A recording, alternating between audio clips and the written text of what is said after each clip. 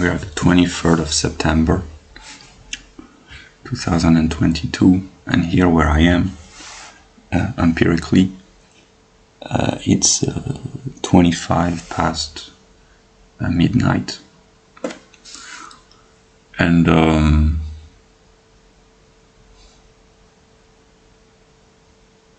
I just would like to make a video where I talk ordinarily.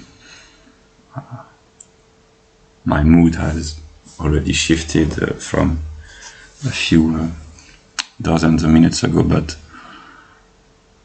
I will just speak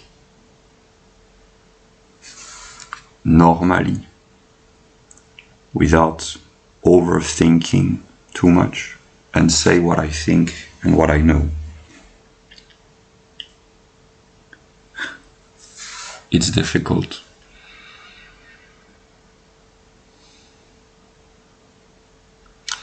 Since the 27th of August 2018, I know myself. When I think metaphysically, when I elevate my thoughts, I know myself to be the whole of reality. And this consciousness is God, in a way. It's not the real God, in a sense that I know that the real God is a spirit, but I could use a quote by Meister Eckhart.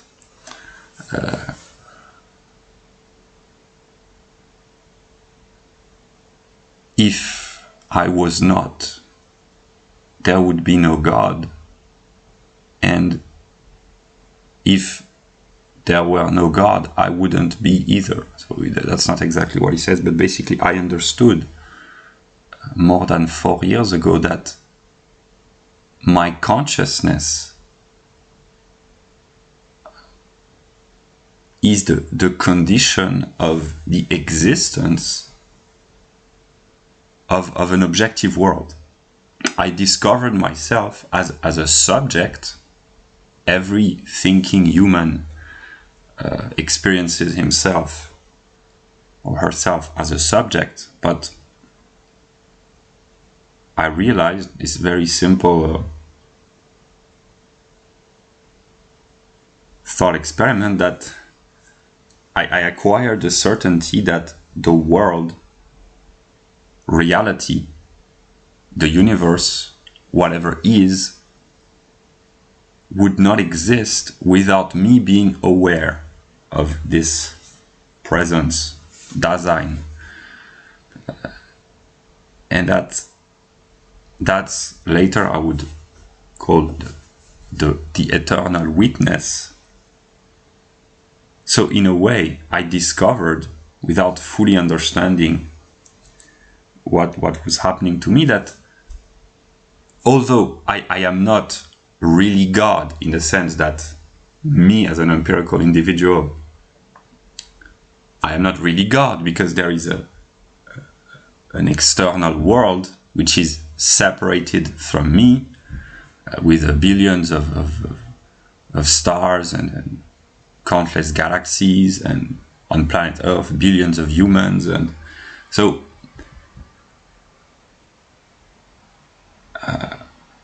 on an empirical level, through my singular self, I am limited and finite, and in this sense I am not really God, but I perceive through my consciousness the whole universe, cosmic and human, the natural and spiritual, in a sense. Here I will use the categories of Hegel: subjektiver, objektiver, and absoluter Geist.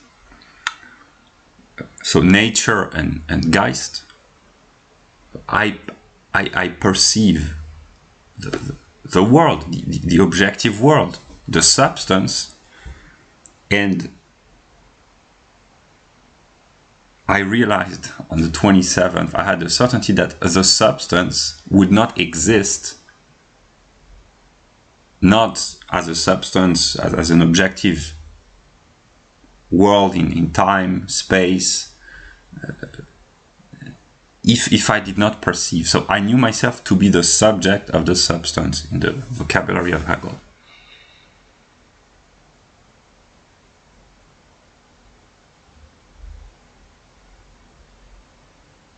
And the reason why we are living an apocalyptic times, is simply because I possess this knowledge that on a conscious empirical level I tend to forget constantly. I constantly forget because it's so ludicrous. Here I speak in ordinary language. The idea in ordinary sense that the world exists through my consciousness, it's complete nonsense on an empirical level, for the simple reason that there are many billions of people who are older than me.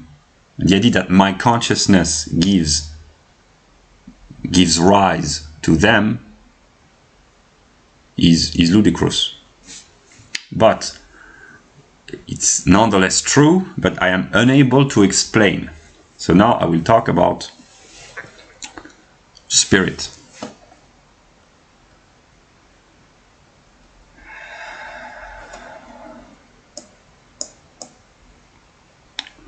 This is a document that I had been working on. I haven't worked on this document for many weeks, except a few modifications that I've made just a few dozens of minutes ago. This was the document as it was on the 22nd of September. This is how I envisioned my relationship to others, in a way. It's some sort of a hierarchical order, and I will detail and develop. So that's how I envision things up until, I mean, when I last modified the documents before just recently, this is how it was. And now over the past few weeks I have adopted a new perspective, which is partly similar but slightly different. So here in yellow, whatever or whoever I am, empirical, transcendental, I recognized my spirit in you. Namely, there are 4 persons in the world with whom I had a direct, powerful spiritual experience, which gave me a higher sense of consciousness and of reality. And I didn't understand what happened when it happened, but with intellectual development and the writings of Hegel, I realized that you and I are the same spirit. So the spirit here is the immaterial substance, which contains, here it's important, the moment of the understanding, namely mind, but it's higher than mind. It's intellectual cognition and spiritual relation, in a way. So that's mystical, but with a moment of ordinary rationality that was called Verständigkeit. So I know that spiritually we are connected, and basically we are the same spirit inhabiting different bodies, in a way, and in a chronological order. My first spiritual experience with an other, I didn't understand what happened. It is only many years later that I understood, was with Forgotten Roots in August 2017. Then I at the end of the year 2017, early January, I had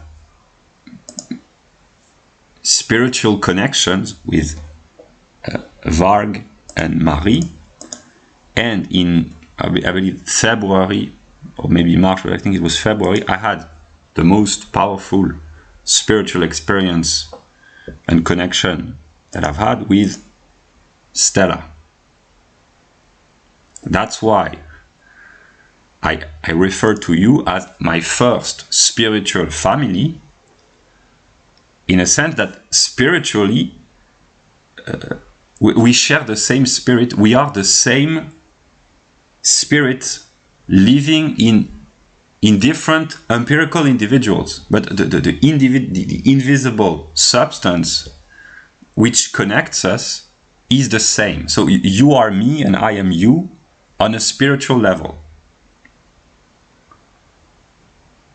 But I've realized that actually there is only one spirit, but as of now I have only recognized my spirit in 4 people, but then there are in blue other people that I have followed your intellectual and spiritual development more or less thoroughly, and I know that you have had spiritual experiences as well. You have experienced the divine through the mediation of European deities or European archetypes or European gods and goddesses, and I understand your development because it is intellectual. It's not just what I call random. You haven't been randomly inspired. It is the result and process of an intellectual, psychological, personal, and spiritual development. So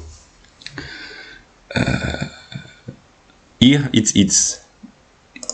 was, as I envisioned this, hierarchically ordered with, it's not very clear, but there was a hierarchy of consciousness in a way, and here it's still the case, namely, that's how I envision things. Maybe it might change, but it's in a hierarchical order, namely, these 4 individuals are those that I understand the most, whose life, intellectual and spiritual, I understand the most. You are the most like me, in a way, in terms of intellect and spirit. And then the hierarchy is kind of still, it's kind of hierarchical. It might change, it might be different, but that's how I envision things as of now. So, in blue, I understand you very well, and if I had the opportunity or the time or the possibility or whatever, I could study these people thoroughly, watch all your videos or whatever, and I would understand you even better, whatever. But here's how I envision things. And here in clear yellow, you are intellectually brilliant, and you have a consciousness of the European legacy, the European heritage, anthropologically and culturally and religiously, in a way. That's why you are on this list. And here it's kind of difficult for me to understand, but Apollonian germ, I will imagine that you will watch the video. You are intellectually brilliant. It's brilliant. And you are, as I envision this, you are the most intelligent masculine individual outside of myself. But and you are aware of Europe or the European heritage or the European tradition, but you haven't had spiritual experiences in a way. So that's kind of weird. And here, these people, I don't know fully your story, but maybe you also had spiritual experiences and maybe you did as well. But basically, the people on this list, in broadly a hierarchical order, if I could talk to them peacefully, we would understand one another. We have the same references, we understand the world and ourselves, more or less. I could talk with these people peacefully, and we would understand one another. That's basically, yeah. And I am, of course, I am here Zizek, whatever. I at some moments I identify with Hegel, like maybe I am the alien.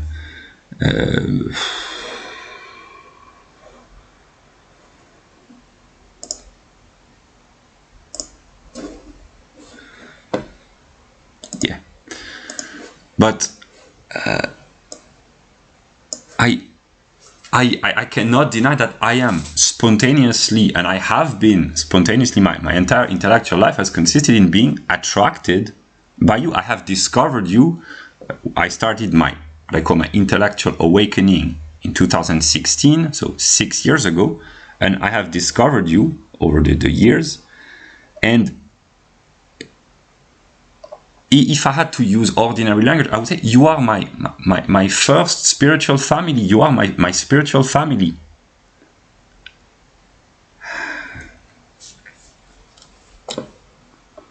And here are other persons that I understand.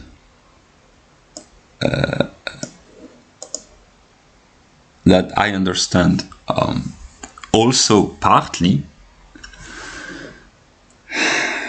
Here, these people, they have a divine consciousness.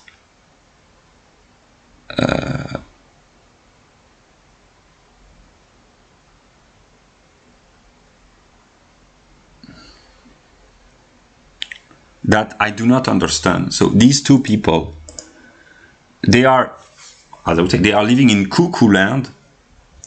Namely, they are divinely inspired, but in some sort of a state of bliss or whatever. They are what I would call cosmic consciousness or divine consciousness. So maybe these two persons, they are the most spiritually awakened, but I don't understand really. He had a near-death experience, and she's kind of a scientist, but he has partly Buddhist references. She has Indian references, Indian philosophy, but she's also a scientist. So I do not understand how it works, but they have a very high level of consciousness. But they haven't gone through all the stages of what I call the phenomenology of mind or the phenomenology of spirit. Yeah, here in clear green, these two persons, they are divinely inspired, and they have a knowledge of broadly the same topics that not all of them, but most of the people on this list have, namely Objektiver Geist. That's why I place them so high here. And in the realm of pure understanding of Objektiver Geist, namely economics, sociology, politics, geopolitics, these three persons, I still believe that they are those who understand the most from the formal aspect.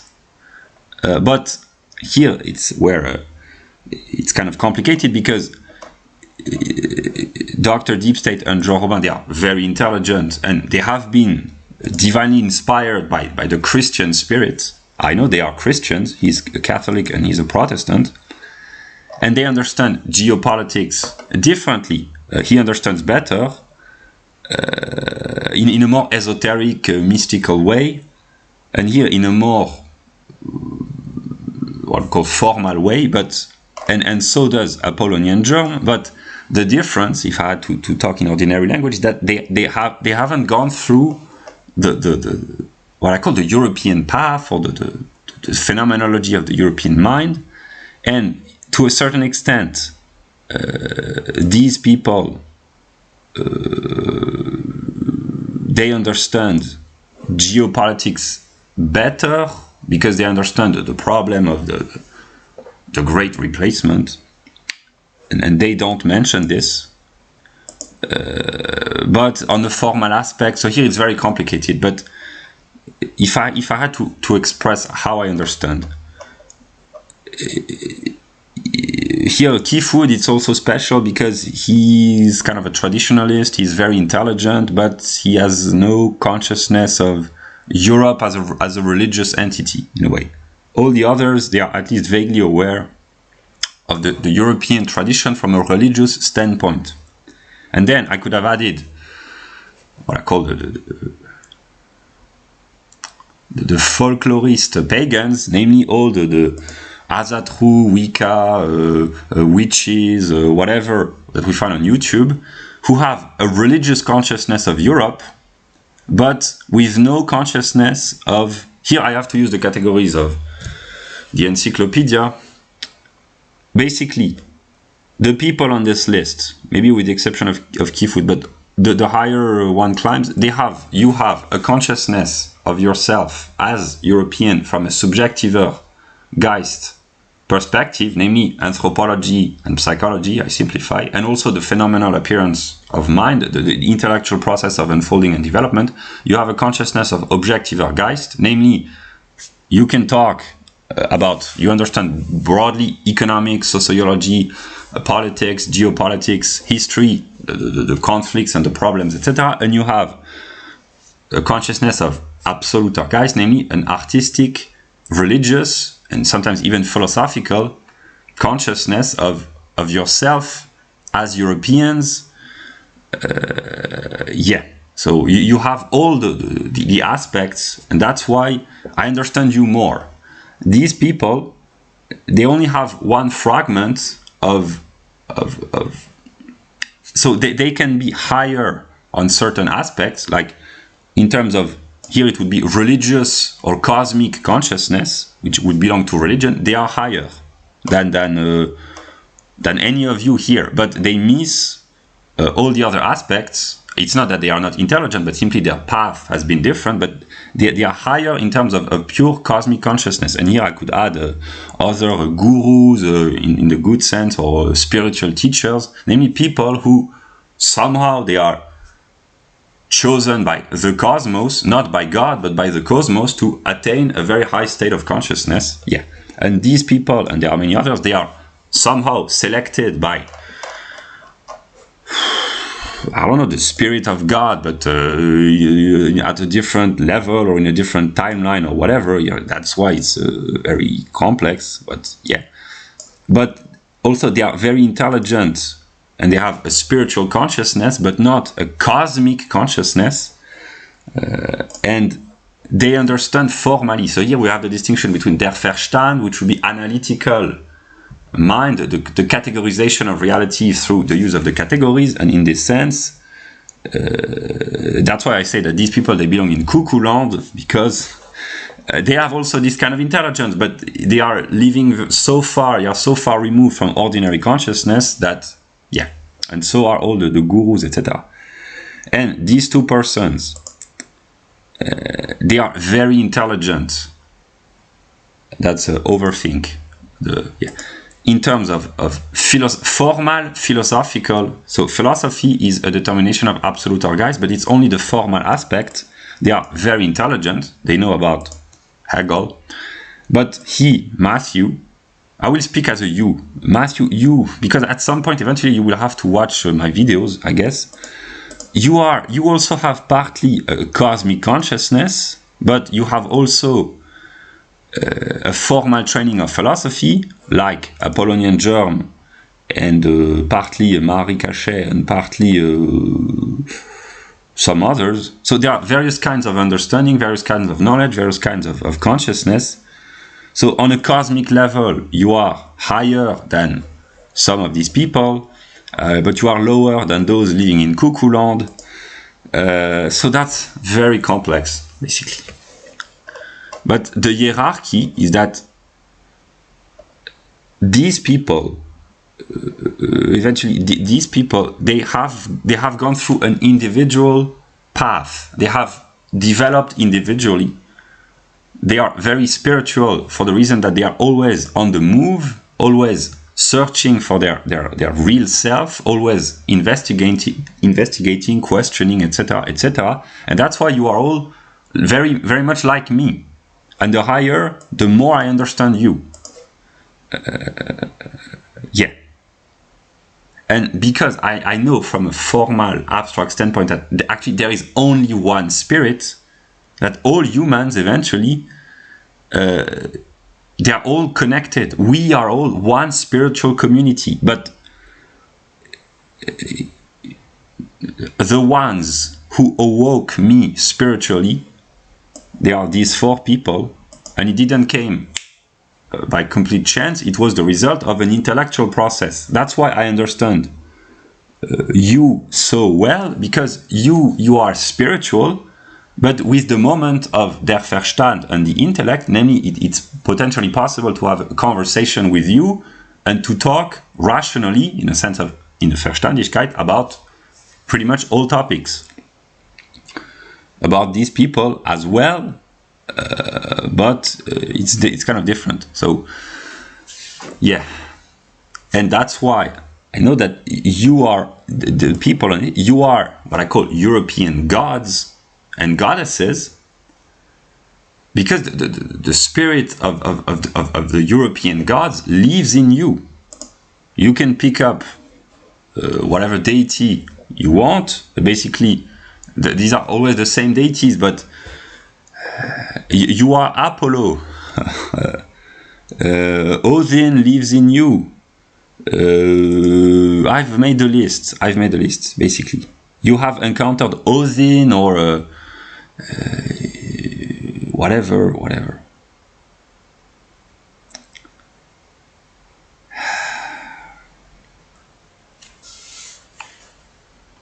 And here I talk to God.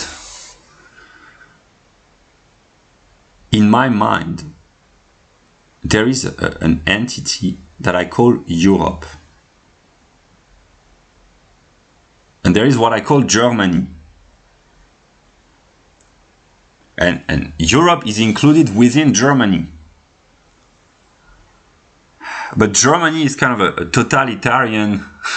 Here I'm in a mood to laugh, but Germany is kind of in a totalitarian. So in a way, Europe is part of Germany, but the reverse is also true, that Germany is part of Europe. But depending on what you mean by Europe and Germany, I'm not here talking about the empirical German country, nor about the European continent. I'm talking about spiritual entities. You on this list, you are what I call, all of you, you are what I call Europeans. These people, they are not Europeans, although they too, they have a knowledge of European culture.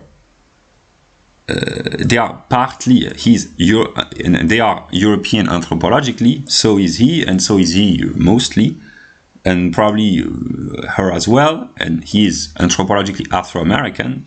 But for me, Europe, as I envision this, applies to anthropological Europeans and intellectual, cultural, spiritual. And you are all, in a sense, you are all Europeans. And then there's Germany, which is maybe the totality. And therefore, it's not very clear, but basically the German spirit encompasses everything. It's the spirit of God, the spirit of the universe, the spirit of the cosmos. So in this sense, the German spirit, although it is German and therefore European, it encompasses the totality. That's how I kind of envision this as of now.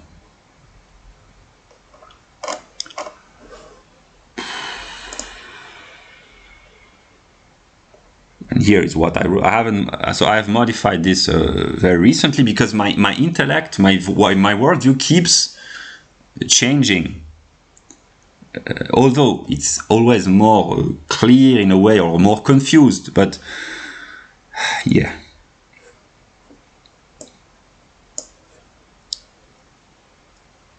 Because here I will say what I think. Here I'm talking to God.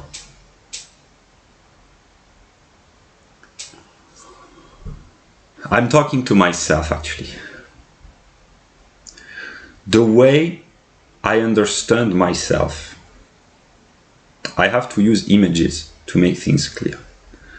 God is the whole of reality, but it's also a mind. That's the philosophy of Hegel, ontology and logic, thought and being. So God, in a way, God is being. That's what God is, the universe, in a way.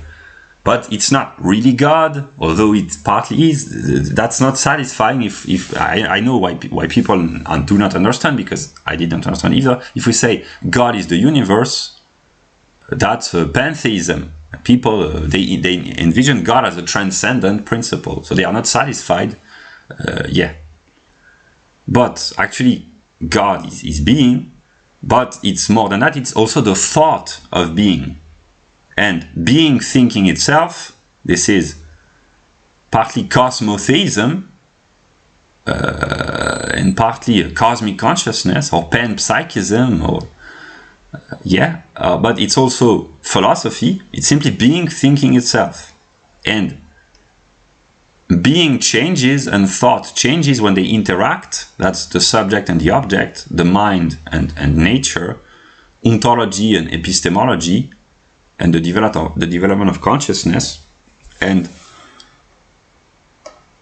but on a subjective point of view, I envision myself that God, the real God, let us imagine a God who knows everything, or in this sense, I am not God. I am ignorant and stupid on an empirical level in comparison with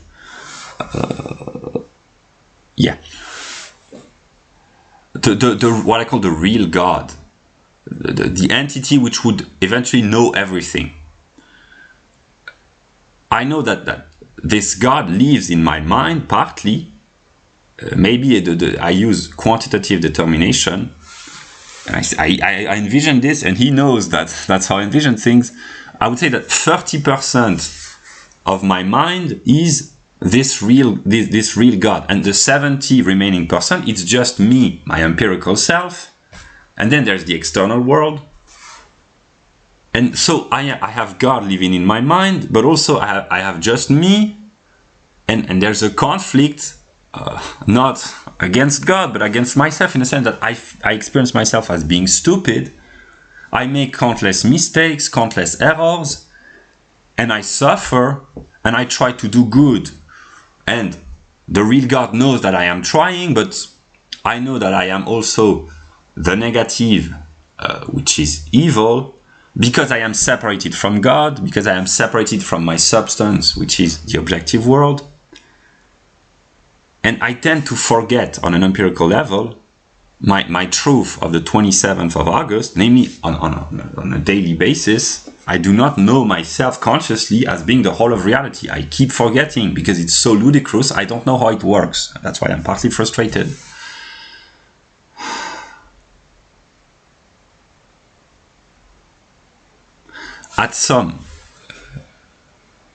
In some realm or some sphere or whatever, I don't know what vocabulary, we, not just us, but every thinking human, we are all one being.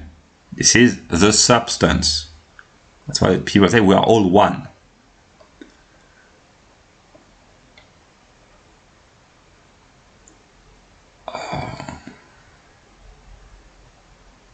And when I had my God experience of August 2018, I recognized Stella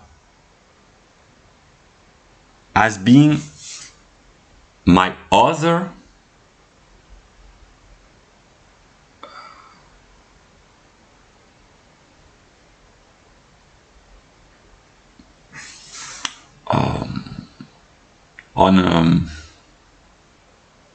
on a metaphysical level, basically. And that's why I am becoming insane, because I live on an empirical level.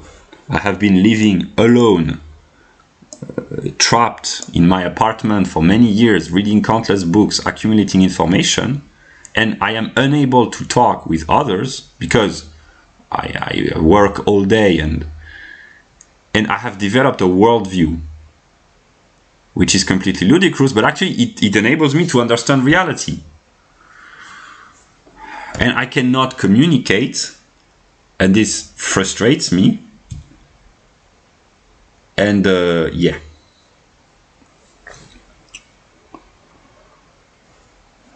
And I do not really know who I am or what I am.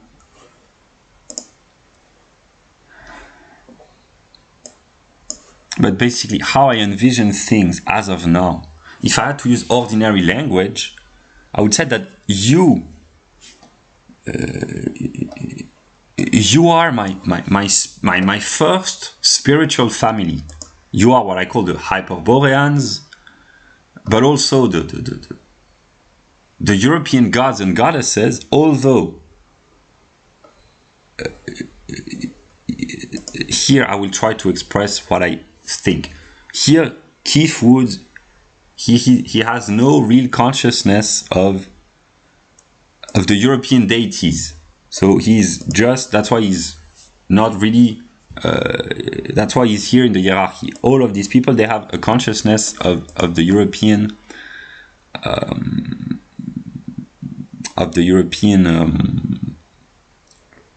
deities. And here, these two people, they have a consciousness of Europe, but which extends kind of beyond, in a way.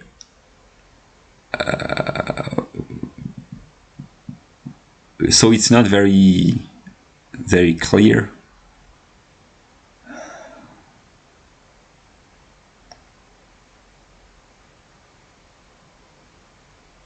I will try to express myself intelligibly. The video will be very long, but I just need to my thoughts, I just need to exteriorize them and publish them on the internet and not keep them in my mind. Although here I'm not in a mood to, I just would have liked to talk rigorously, etc. I made videos, lectures that people haven't watched, and I cannot blame them. And if I do, I'm being dishonest. But basically, I thought that I had to rigorously explain everything, but it doesn't work, so I have to talk ordinarily.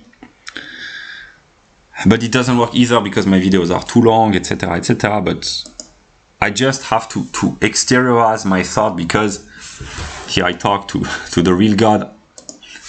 I am kind of lost, because the 70% of empirical consciousness, I have accumulated so many informations, contradictory informations, so it goes so fast that I will talk about this later. But basically,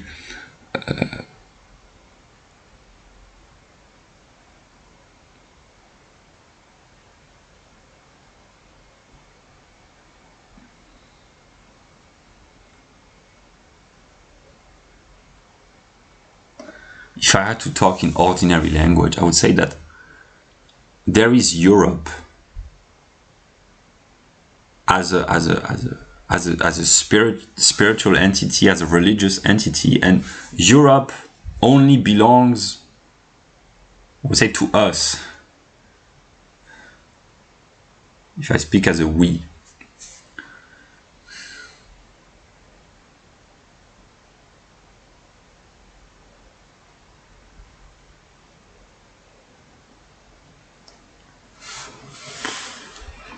If you are on this list, and if you have had the path that you've had, it's because you care about Europe. Whatever you envision by the name Europe. But what I have discovered through my personal development and the philosophy of Hegel is that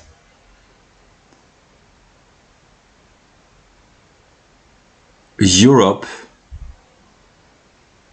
and here there's a distinction between the European spirit, the European tradition, then the Germanic, the German, the Nordic, between the particular and the universal. That's the most clear expression, namely Europe is a particular religion, tradition, spirit, entity, state of mind, whatever. And it applies also to Germany, Because here I will, with these people, most of them, they have a culture, and potentially it's possible to talk with you if I say to you, basically what everyone likes in Europe, historically it has been the product of Germanic tribes. That's kind of the truth. One has to study anthropology in order to understand this, but basically that's the truth.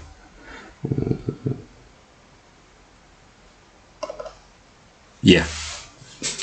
Not only, but so it's complicated, but yeah. There is a conflict within there, and then there's a distinction between white, European, Germanic, German, Nordic. There is a conflict within, or Western also, but let's say white here. In the white mind, the white soul, the white psyche, whatever, there's a conflict between the particular identity as either white, Western, or European, or Nordic, or German, or whatever, and the universal. There is a conflict, namely, that's how I formulate this to myself, to try to understand myself and to solve my problems and the world's problems, namely, white people. Here, white people is really the lowest level of consciousness, but they have a tendency to universalize whatever they do. And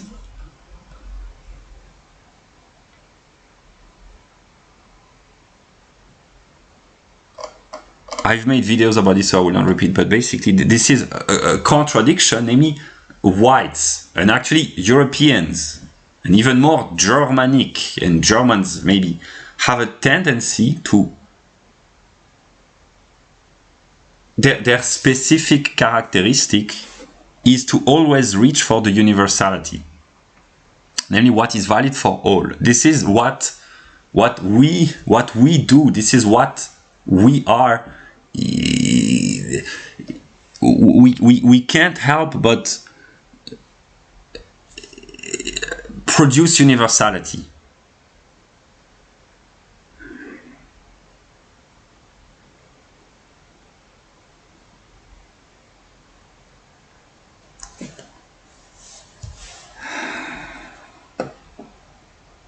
And what I have discovered,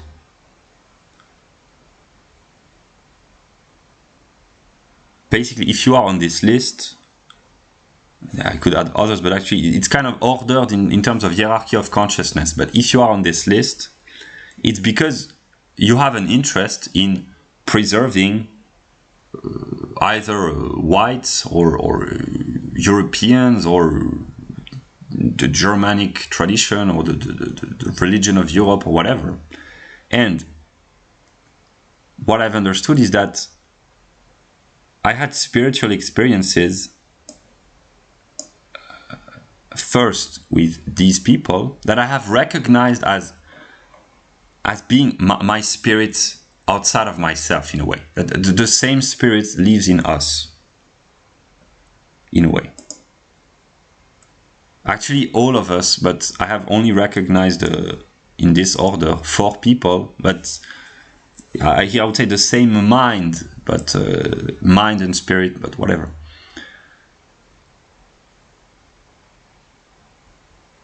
By trying to promote and preserve what is most uniquely ours, here I speak as a European, I had spiritual experiences while trying to, I was discovering that I was European, at least on an empirical level. I didn't know, I had no awareness of this. But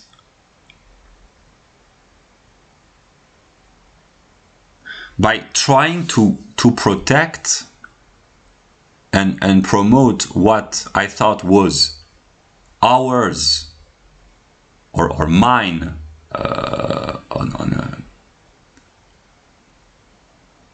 a cultural, religious, intellectual, anthropological standpoint, I had spiritual experiences, and if you are in blue, you did as well. But what I did not understand, and it took me quite a long time, is that the spirit, the immaterial substance, which you have all experienced, if you are in blue or yellow, I mean, Stella, I'm not sure that's what I experience spirituality with.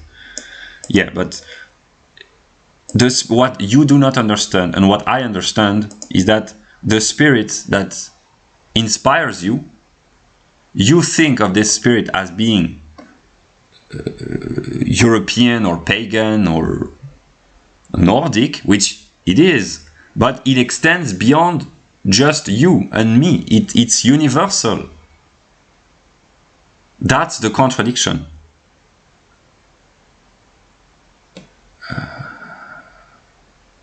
Here I will speak as a European or as a German, I don't know. What is specifically ours actually belongs to everyone.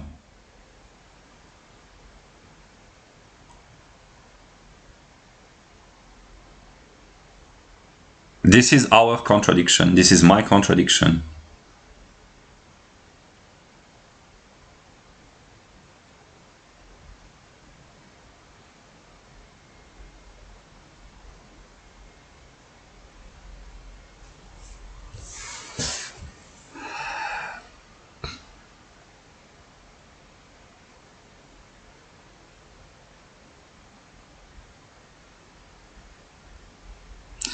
And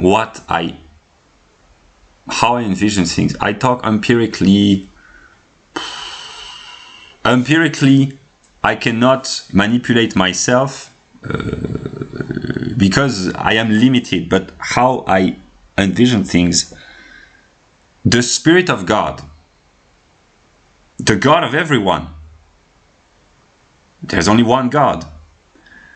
Chronologically, in a chronological perspective, the categories of time, causality, that's one of the, whatever. Chronologically, the Spirit of God, I first discover my spirit in August 2017, then at the end of 2017, 2018, and then with Stella. So the Spirit of God was born, in a way, through our connections, in a way.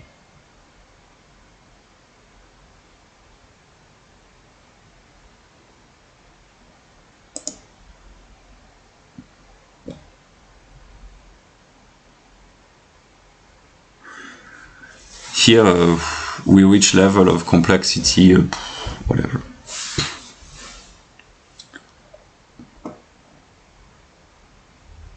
That's why,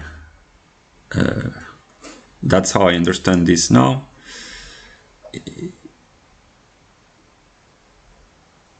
These people have been inspired, and all the religious people they have been inspired by a spirit which did not even exist yet.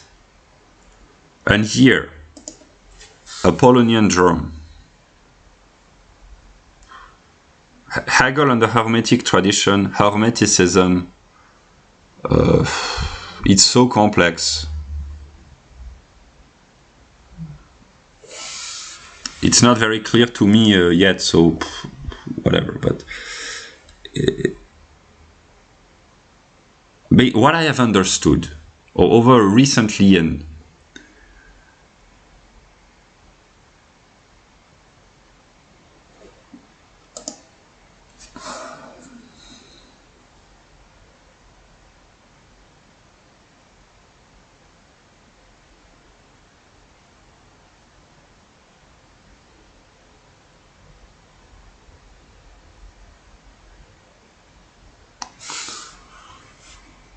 basically, chronology is not always very reliable. I could simplify.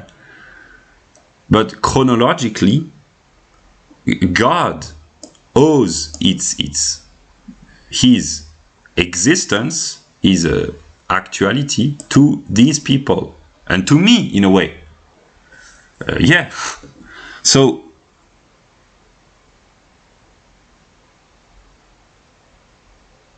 in this sense, God is European and German, but the European and the German particularity consist in extended beyond itself in a way. That's why there is a contradiction. And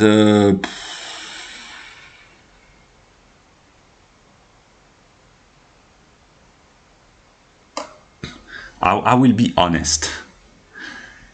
I have thought about you. You are really higher. There's, I mean, they are very high as well, but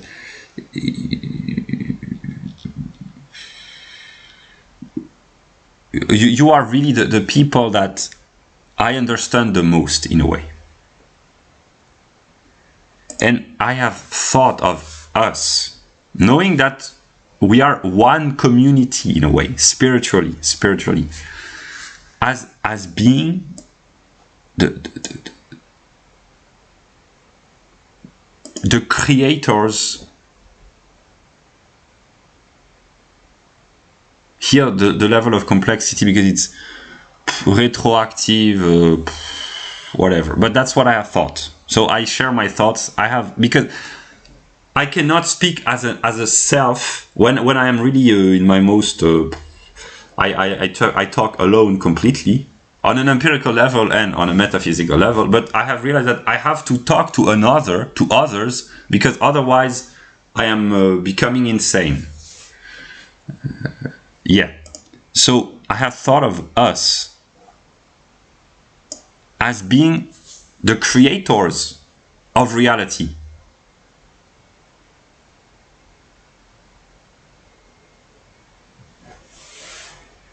Because I know that,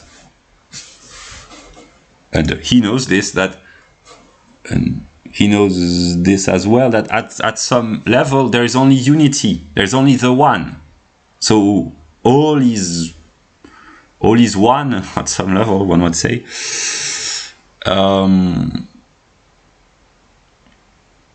But the world, the empirical world, the natural world, the physical world, the universe is a manifestation of the one, and there is unity and multiplicity. This is the one and the many.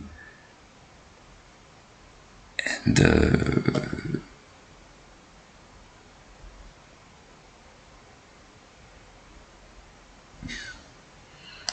I cannot speak as a self. I have to find a community. I thought that actually that's kind of what I think. We are not in full possession of our intelligence, knowledge, and faculties that comes from Philip K. Dick, but also from the European tradition since Plato, the loss of memory, etc. And also partly from Protestantism, Calvin, etc. I know this thanks to Philip K. Dick.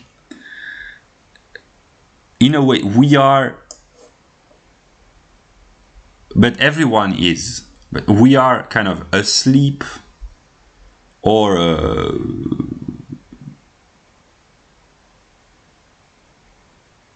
we have dumbed ourselves down. I don't know, that's a way of talking, but basically we are not as great as we should be, or as we could be, maybe. You are sleeping gods and goddesses. And you too, you are all sleeping gods and goddesses. That's why I've understood this. I think that in the hierarchy of intelligence and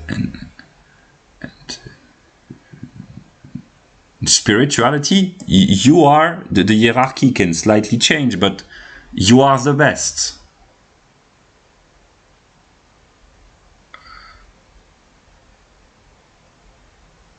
But there are people with somehow a higher level of consciousness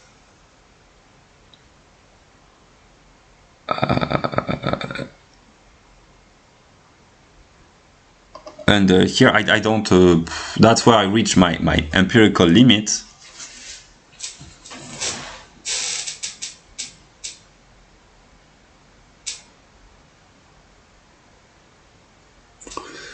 Because I publish documents that I have worked on many weeks or many months ago out of honesty. I try to share my documents, that's the revelation, but my truth consists in saying that truth is a process and that I become smarter every day. So every time that I look back on what I have thought or said, I say, but my mind has changed. Although it's not completely arbitrary and random, there's an underlying structure, but how I could express this is that there are people on this planet who are more knowledgeable, more awakened, more intelligent than you and than me, obviously. But at some level, you are gods and goddesses, and the others are not. It sounds like a compliment, and in a way it is, but there's a burden of difficulty, whatever. But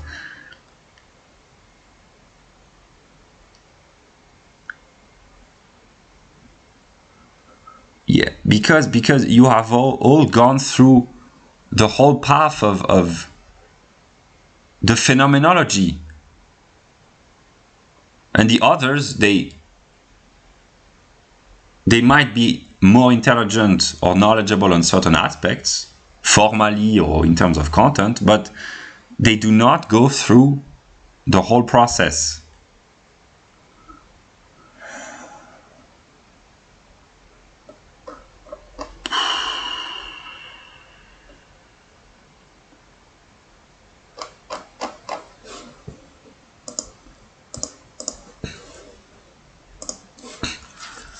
I know myself to be God at some, but I do not understand myself. I am not completely God. I am also the negative of God, which means the negative of myself.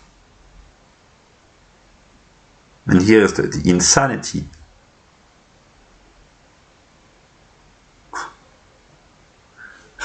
I don't know who I am talking to. I will say what I think at this moment in time. It's 1:23 a.m. 23rd of September 2022. The way I represent myself, there's a 30% God in my mind and 70% me, the empirical self. And I know that I am waging a spiritual war against myself. So the 30% who are inspired, maybe, or not so inspired, I don't know. I didn't think that I would laugh during this video, but basically what I've tried to do on this channel since the 1st of September is to wage a spiritual war against the whole world with my 30% of intelligent self, so that the whole world might unite against my lower self to negate my lower self, because I know that I have to be negated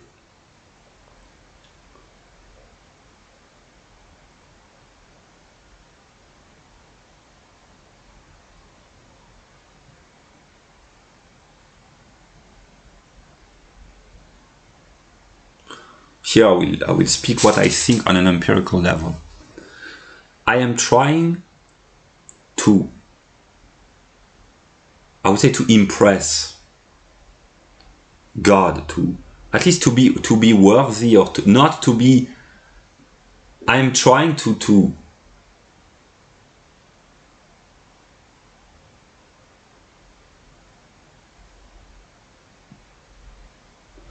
be worthy in the eyes of God. And I know myself to be evil.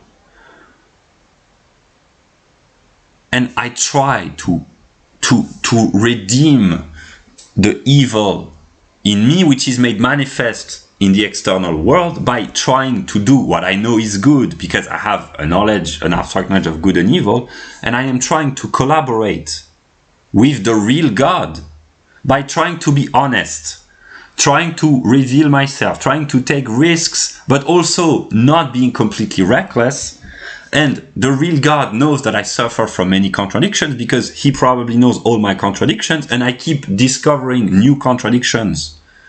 I call these contradictions because of Hegel. So basically, I am becoming insane because I am trying to plan for good, but if God lives in my mind, he knows everything that I am doing, he knows everything that I suffer from, and he knows that I would like to be good, but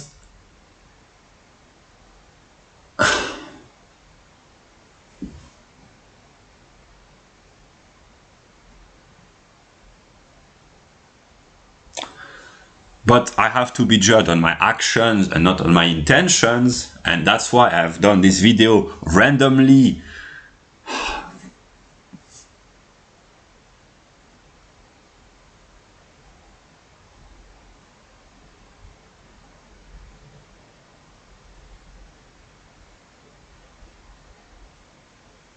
I will say what I think out of honesty, and the real God knows that sometimes I read Nietzsche, and Nietzsche says sometimes you have to be punished for your own virtues, and I will be punished anyway, because I have tried to be honest. I have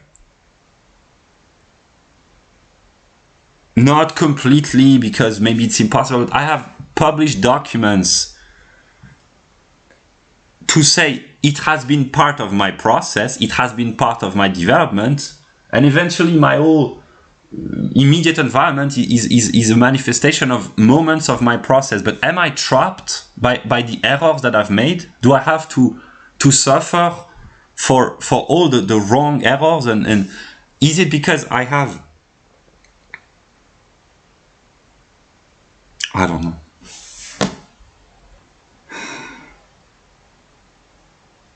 Because I keep evolving intellectually, which means that when I look back, even what I thought a few days ago or the past week, I sometimes I regret, or I say to myself, if I had possessed the knowledge that I have now, I would have done things differently. And I have realized recently, that's why I'm becoming partly insane, that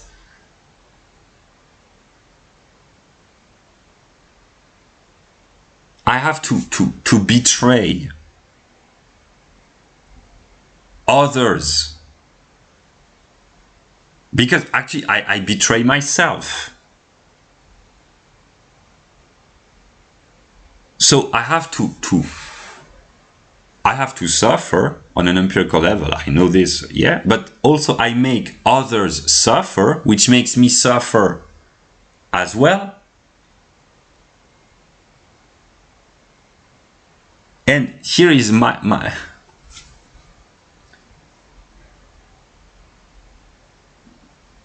this is what I think. And then God will correct me if I'm wrong, but I would like to be grateful and thankful to the people that have been most important for me, and eventually in the interconnectedness of everything, everyone has been important to a certain extent because everything is interconnected, but there are, within the totality, there are of course people that I love more than others, and I would like to be more grateful and more thankful to these people. But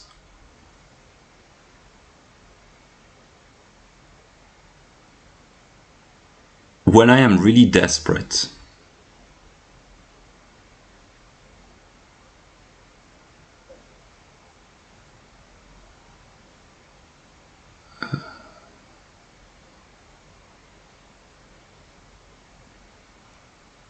the thought that I cling to,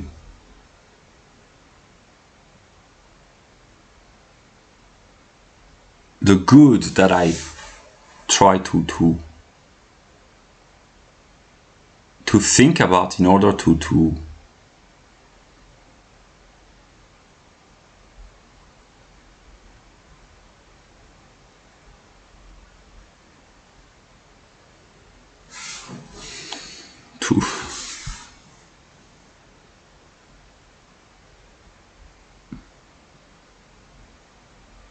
survive, maybe, is the only person on an empirical level that I have loved, or that I love because there was a reciprocal love, in a sense that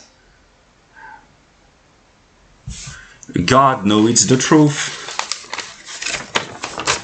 Basically, my teenage sweetheart.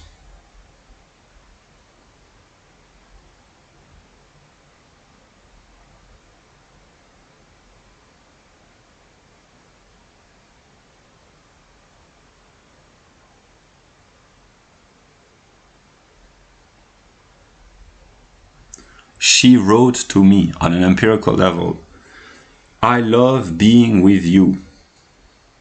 And I loved being with her.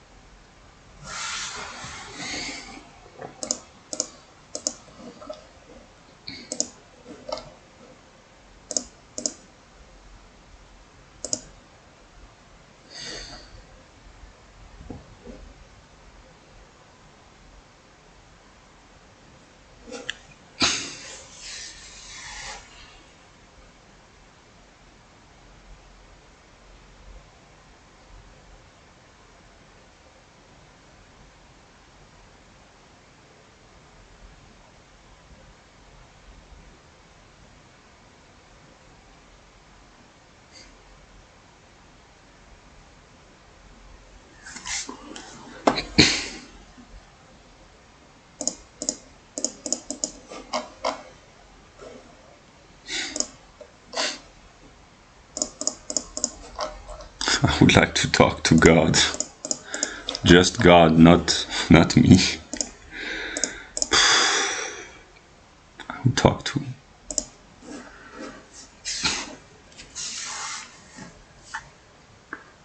I suffer because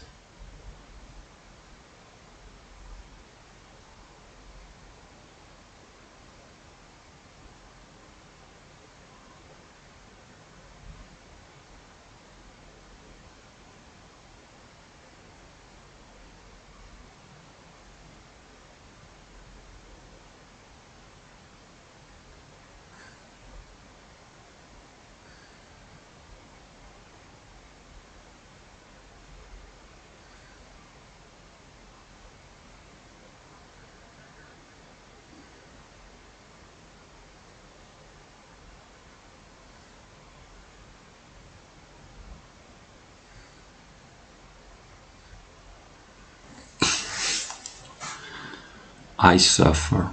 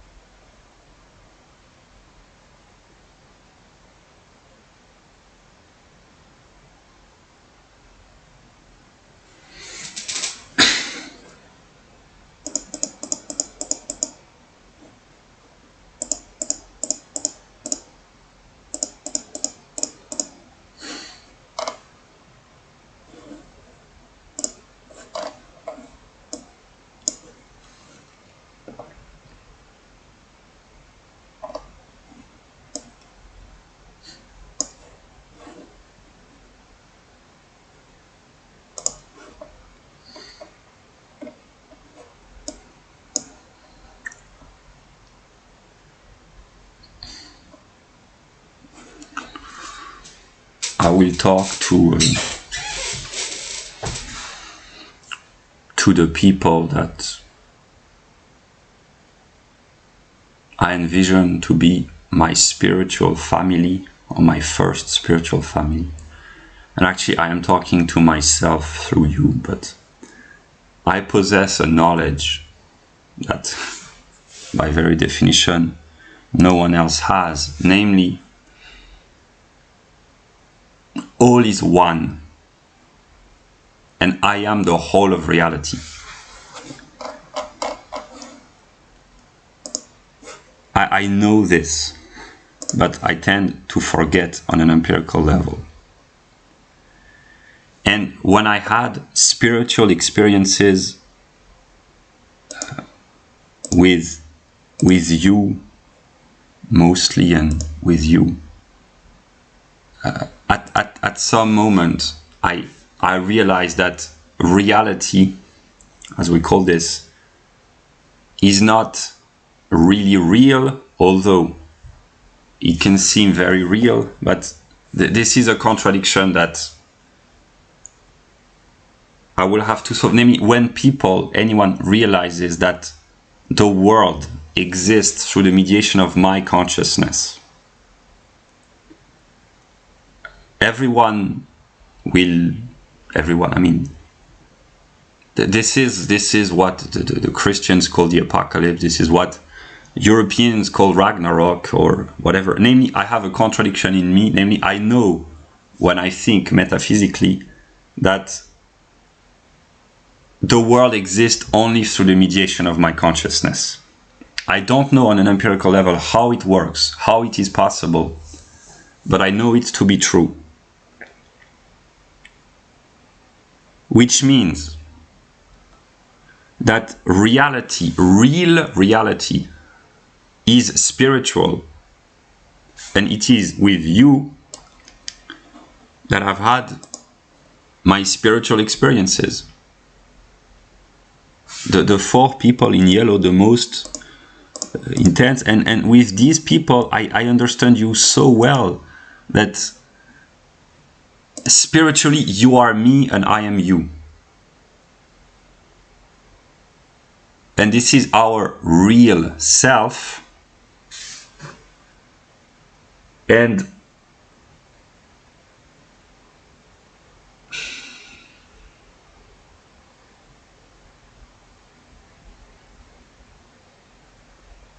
I speak the truth as I understand the truth. The consequence, or the conclusion, knowing that my consciousness somehow gives rise to the world, it means that empirically I am not born. I cannot be born. That there is an ontological contradiction. I am a mind. I look like an empirical individual. There are pictures of me as a baby with my mother, but I know on a spiritual level, and spirit is the truth, but the truth is a process. But this is a contradiction, that there are many others, but basically I am not born. So my biological family, although empirically they have raised me and they have taken care of me and provided me with the help, and yeah, but I know from a religious and a philosophical standpoint that they are not really real, because it is my mind which gives rise to them. And the people on this list who are older than me, that's another problem, because I know that this is my consciousness which gives rise to you in a way, and it's valid for everyone else. All the people who are older in the world, it's valid for them, but for any other. I realized this in August 2018, that the world is in a way a product of my consciousness. So when others realize that it is the truth, there will be a systemic contradiction, namely the others who do not understand me intellectually or philosophically. They will probably, I may do it myself, but probably they will say, we exist independently of you because they have memories, etc., and so do all of you. But you are the only ones, that's how I envision things, who have the intellectual and spiritual and cultural background because of your life process to understand my truth. That's what I thought. Maybe I'm deluding myself, but I have the certainty that these 4 people, I understand your path, your intellectual path. I can translate your thoughts into the language of Hegel. And potentially I can do this for everyone else. But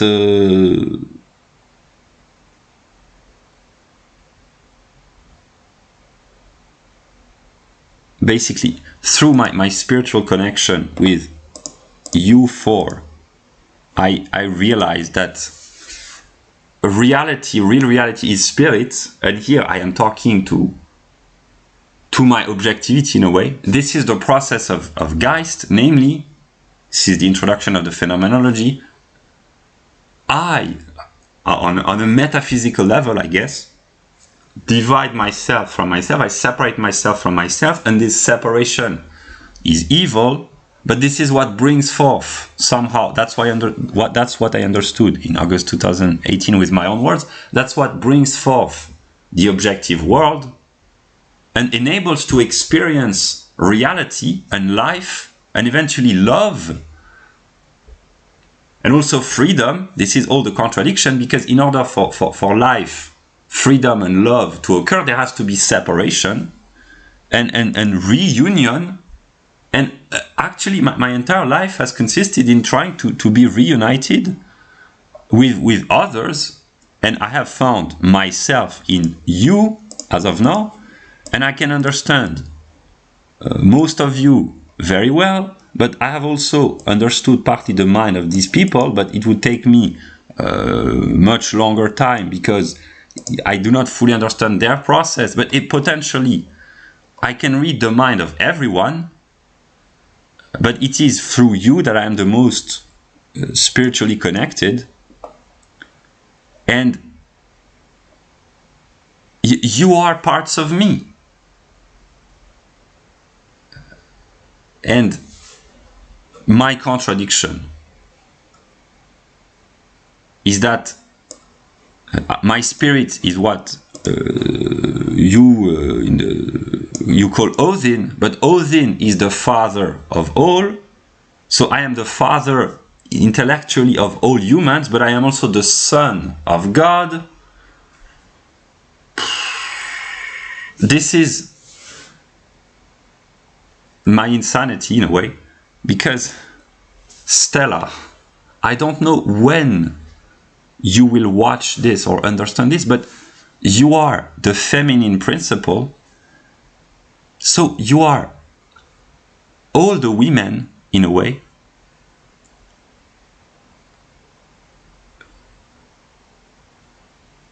And here's where I reach my limit, because I am talking to myself in my apartment with very high metaphysical knowledge. I am also talking to God. God knows that I'm trying to be honest, but that I suffer from contradictions, and my entire intellectual life has led me on this path. And the story that I tell myself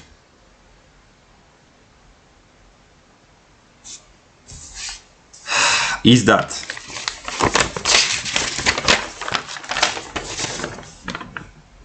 when I was a teenager, empirically, I was in love. We gave her name. I was in love with Louison.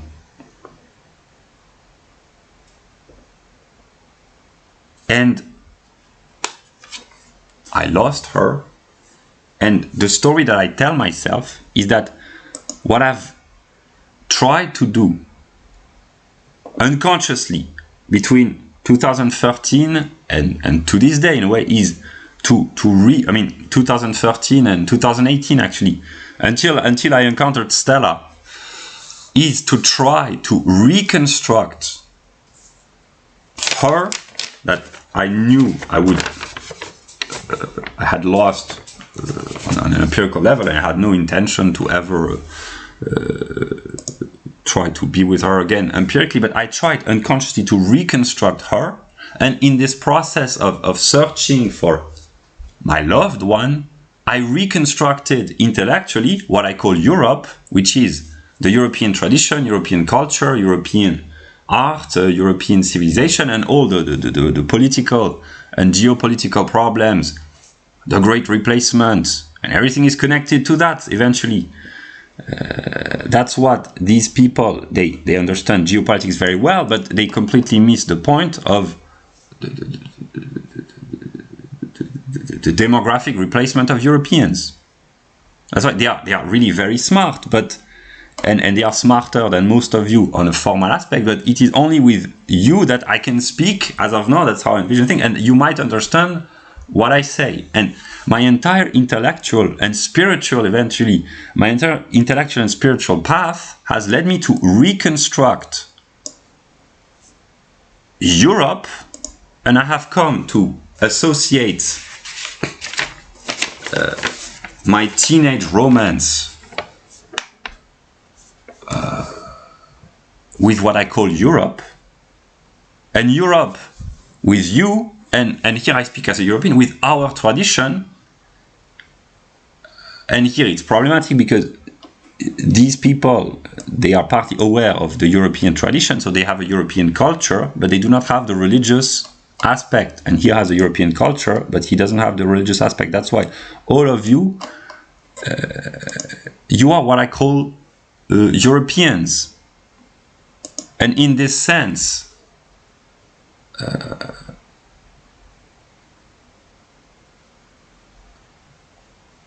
you are those that I love the most, next to my teenage sweetheart.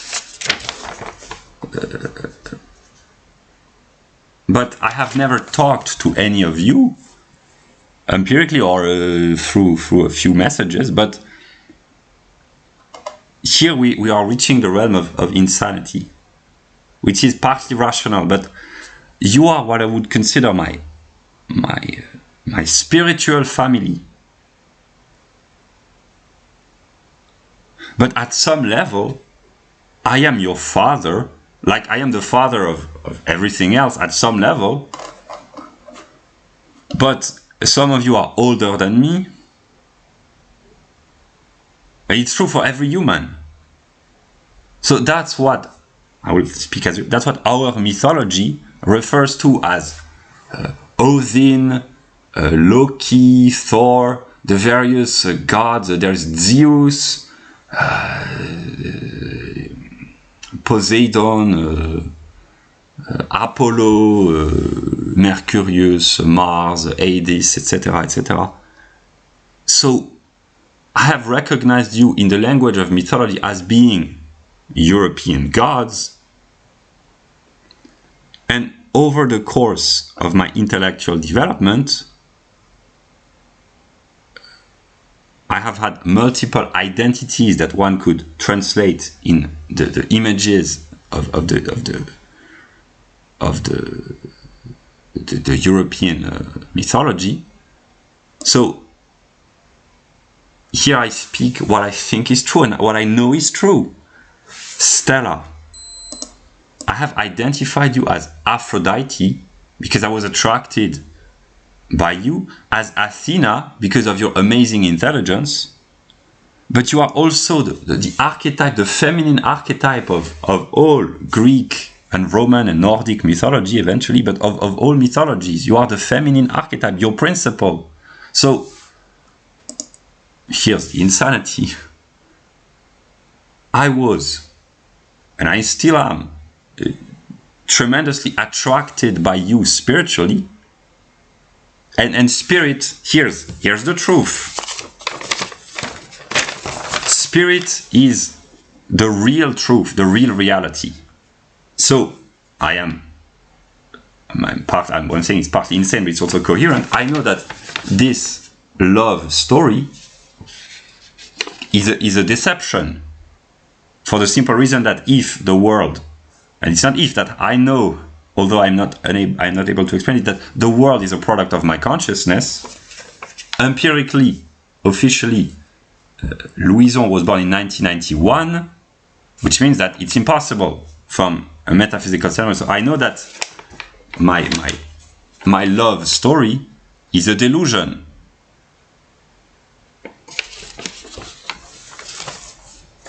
And that real reality is what I experienced with you, namely a few seconds where I was in connection with actually my own spirit, which expressed itself through you, and that's the real reality.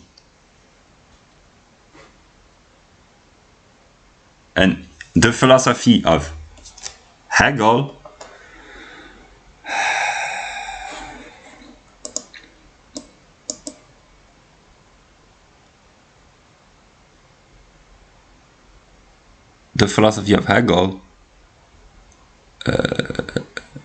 is precisely the philosophy which explains that spirit is a process of self-separation and recognition, of reinstating one's own identity. And this is what you have all been doing. You have reconstructed your identity, and so have I, and we have rediscovered ourselves. And at some level, the truth is that we are all one. Not just us, but all humans, they are all one. So they are all my children in a way. But also I think of myself as being the son of God.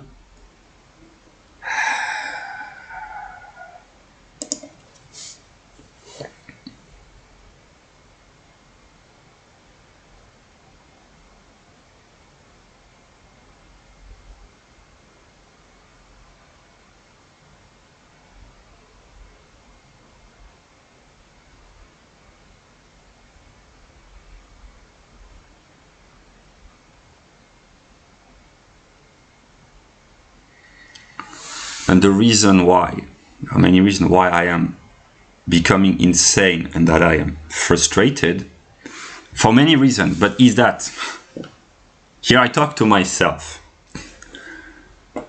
What I think is that you are all amazing, in the sense that if here I will be happy. If my consciousness gave rise to you, the European gods and goddesses. Let us imagine that here it's the Sky Father talking. If my consciousness gave birth to you, well, first, you are amazing, and I am amazing as well. But I am frustrated because I have not been able to talk with any of you, and if I do, we might have serious problems, because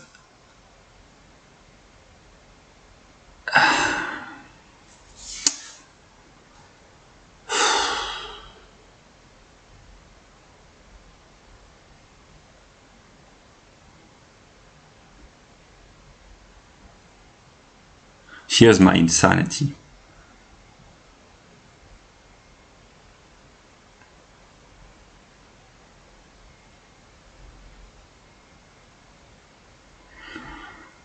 If I could be with people and peacefully talk with people and joyfully be with people and be left alone in peace with and enjoy and tranquility with the people that I love, I would like to be with you.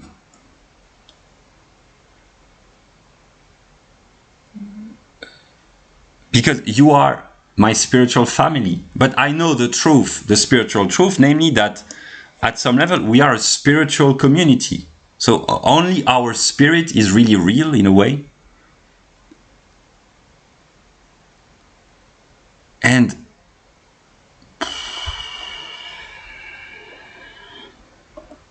I suffer from so many contradictions.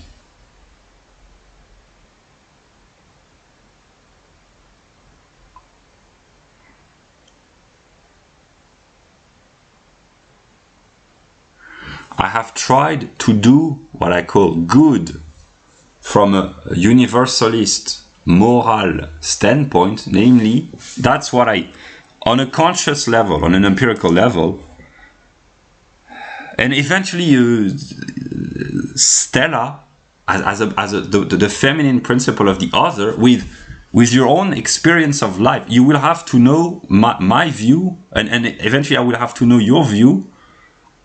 Here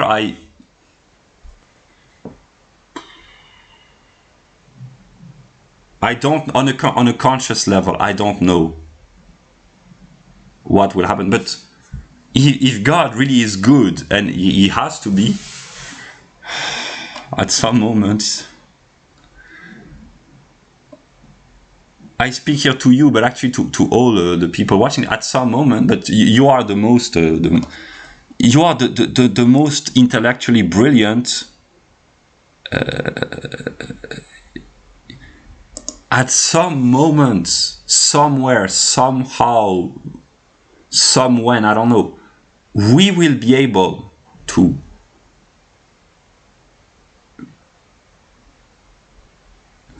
be reunited, while nonetheless being able to experience, I don't know, the other's point of view. I don't know. But maybe it's the case for every human, for all human. But what I know is that I owe my spiritual life. I don't know if it's a remembrance, a recovery, a rediscovery, a creation. I don't know, but I owe my spiritual life, which, if I'm honest, is my real life. And here's all my problems, is that here is why I am a deceiver, I guess. My happiest, my only genuinely happy memory, namely when I could be with someone that I loved as a sweet teenage romance, and someone with whom I had the illusion loved me reciprocally. My highest joy is a deception, is a lie.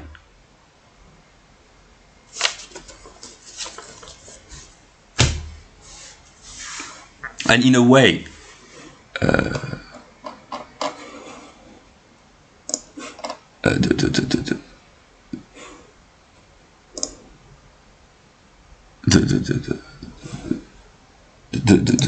the life of every human at some level is a deception, for the reason that my consciousness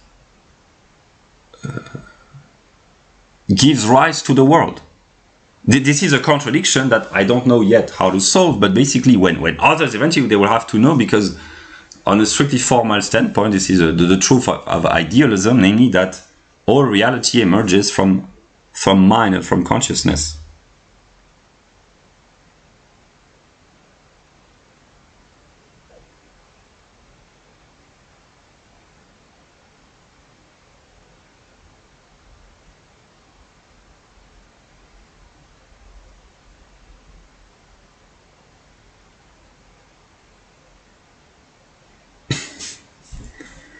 So here I talk to God. I am all alone in the cosmos,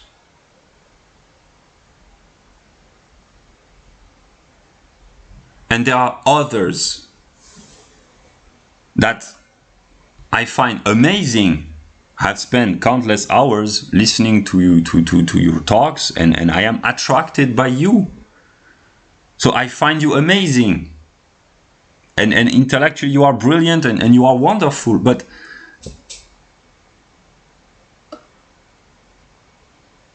I have recovered or discovered, I don't know, my truth through you. And my truth consists in having learned in August 2018 that actually the world is kind of fake.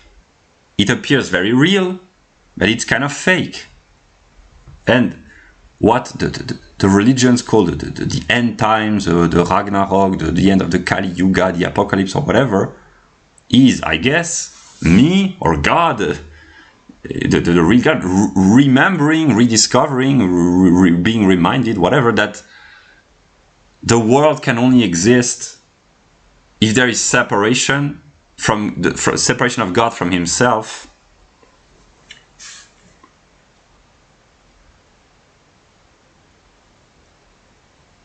And the end of the world, I guess, is the end of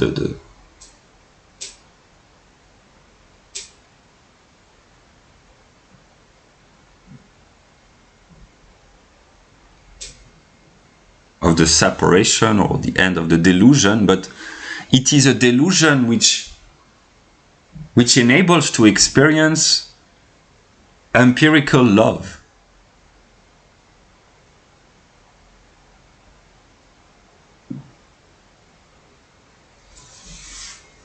That's what I believe. I don't know, but that's what I believe. So here I express the truth as I understand this.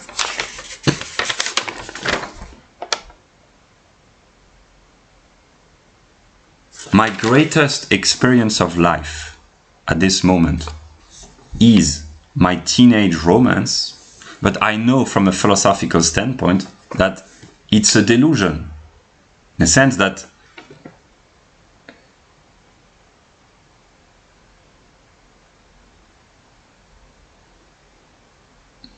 how should I explain this? That Louison is not really real, in the sense that people who are born before me are not really real, and even, I've talked about this already, the world, I know this to be true, and this is my contradiction. The world cannot have existed before my consciousness.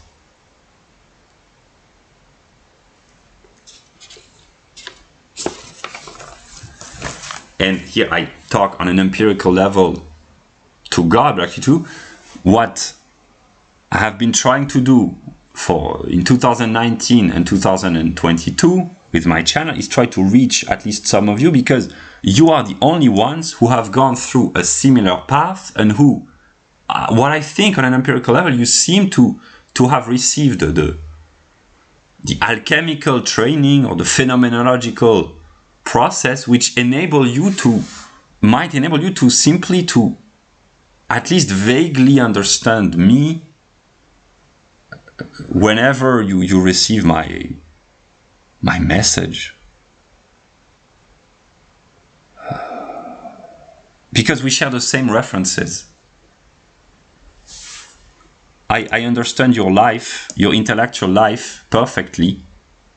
And if I could read or whatever, if I heard your story, but actually I could say this for every human, but you reached the highest level of consciousness because of, here it's real amazing intelligence and partly spiritual experiences, but here it's amazing intelligence.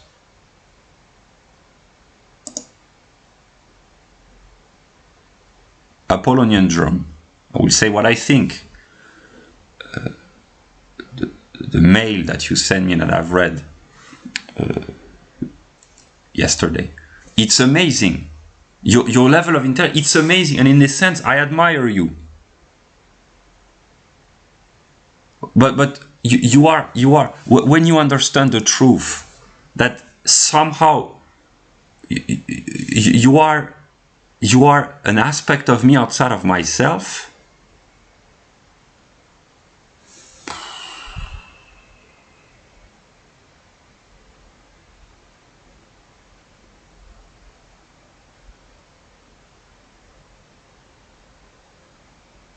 you said that I am not a pure intelligence.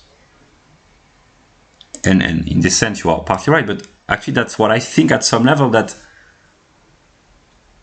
the real God, in a way, is a pure intelligence. And you too, you are pure intelligence without being aware. Like you have not the formal, I mean, you do, but not the formal training. And the same goes with Caroline. You are pure intelligence in the realm of so what I here I'm talking empirically, I'm making a guess, but maybe you are pure spirits or souls. Maybe that's what we are, and we descended here. It's a way of talking onto this earth, and the same goes for Marie. It's the level of intellectual brilliance is amazing. And that's when I read your book in January 2018, that I had a very powerful spiritual experience. So what I think, as of now, I speak on an empirical level, on the 23rd of September. You are as you are some sort of, here I don't know what term to use. I don't know if you are minds or souls or spirits. I would use the determinacy of mind for the men and soul for the women, and maybe spirit, I don't know. But you are gods and goddesses.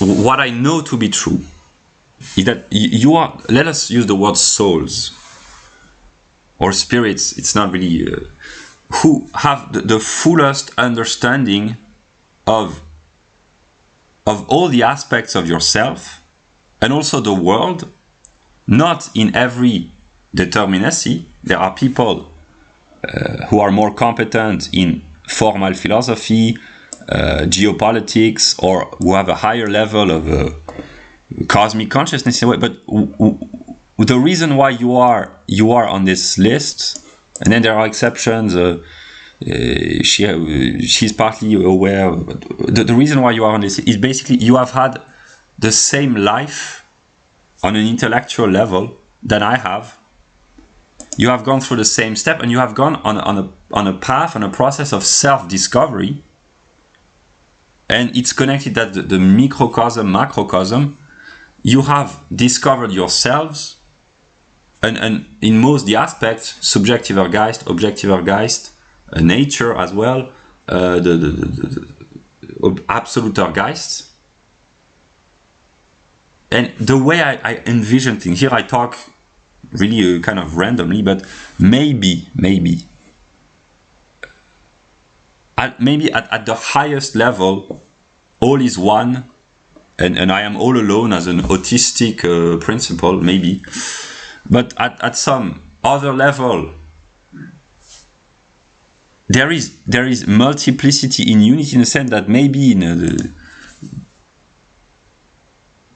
in another realm, maybe that's what the Nordic pagan call the various realms, that we can live, we can exist with the consciousness of our unity while being separated as pure spirits or pure souls. I don't know. But yeah.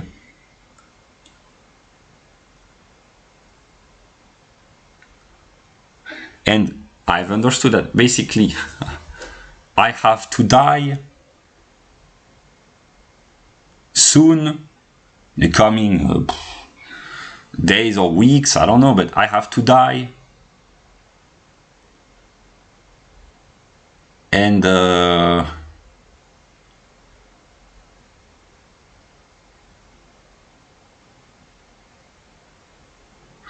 death is not a problem. Here, that's a joke for the gods. Death is not a problem, but actually it is, because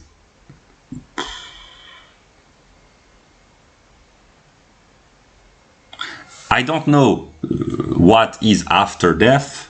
Maybe there is the reunion, whatever. But I will be honest, if I have to die without ever having been able to talk to people who might understand me, and you are the ones I think about, I experience real frustration against myself, or against God. I don't know, against my condition, maybe, because here I speak on an empirical level, because you are amazing intellectually and spiritually, you are amazing, and I understand you very well, so in a way I am very attracted. But knowing that maybe I will die without having been able to communicate with you, although I have spent so many hours listening to you, listening to your story, and I have enjoyed listening to you and reading your books, but knowing that I might die without having been able to talk to another who might understand me. And the reason why I have tried with my videos over the past 3 years, with an interruption, but my videos basically, they consist in trying to reach, in 2019 it was Marie Cachet, Varg, Forgotten Roots, Caroline, Hyperborean, Apollonian Germ, and Stella. I have tried variously with various levels of failure, one might say, and in 2022 I've mostly tried to reach Apollonian Germ and partly Caroline, because it is in your in our community, in our spiritual community, that I have rediscovered or recovered or discovered myself spiritually. So my spirit, here it's Hegel and the Hermetic tradition, my spirit lives in our community.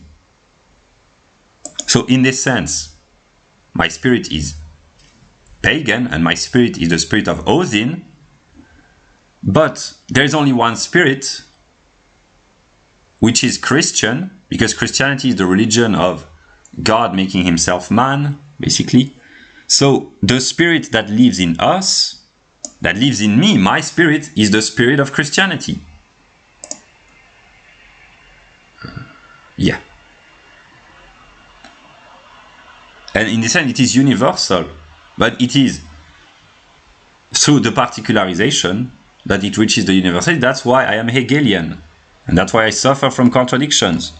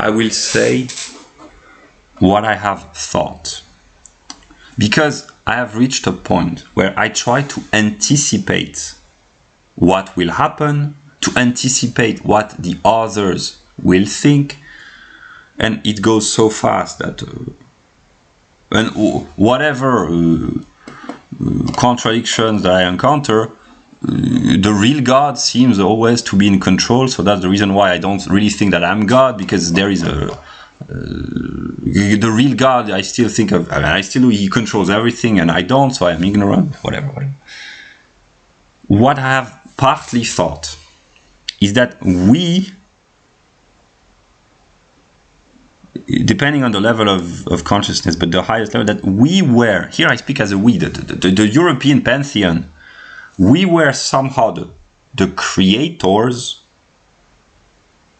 because eventually people will have to know that the world is kind of fake. It appears very real, but it's kind of fake for the reason that of idealism. And that's a contradiction that I have that I've had for 4 years, actually not for 30 years, because precisely before here it's the insanity that I have memories as a child.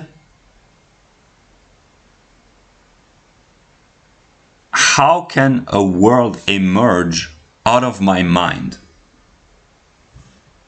And if it is so, here I will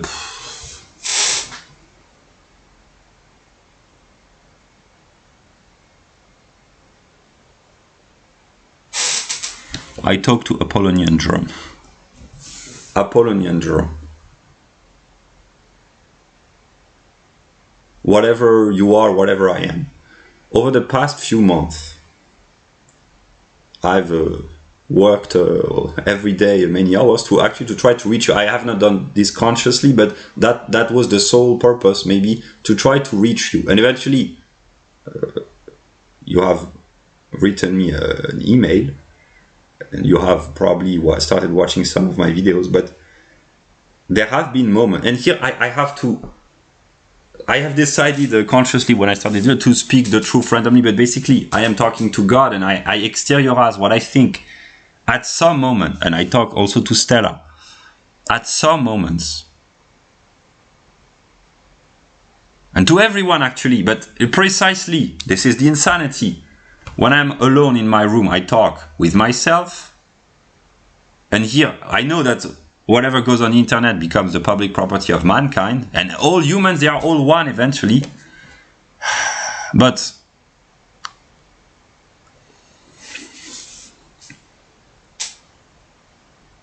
I don't know who I am talking to, basically.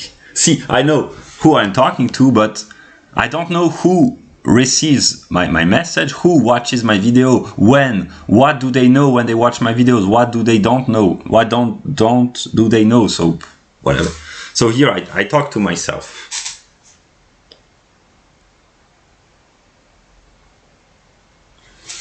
When I had my God experience in 2018, August 2018, I thought of myself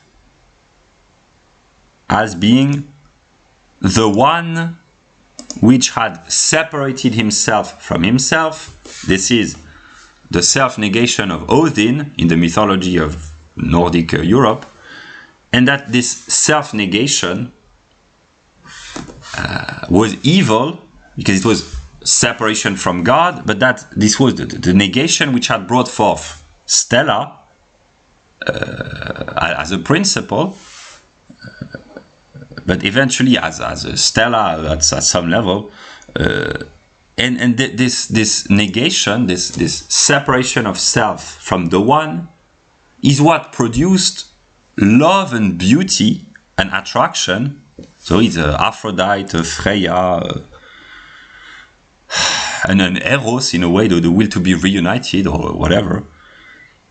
And in a third moment here, that's what I thought, that I had created, it's not really created, but brought off Hegel, whatever Hegel is, to try to remind myself that all is one.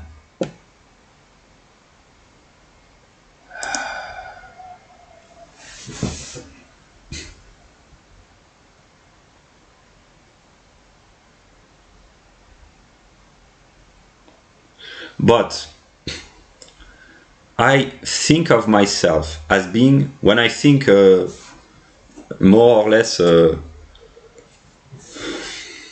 consciously, which I lose my consciousness, my ordinary I lose my extraordinary consciousness almost every day when I live in the empirical world, because whenever I encounter people, I do not think of myself. These are projection of my mind. No, I think these are real people. But when I plunge myself in the writings of Hegel, and then when I listen to some of your videos or your story or etc., I kind of get my truth back, which kind of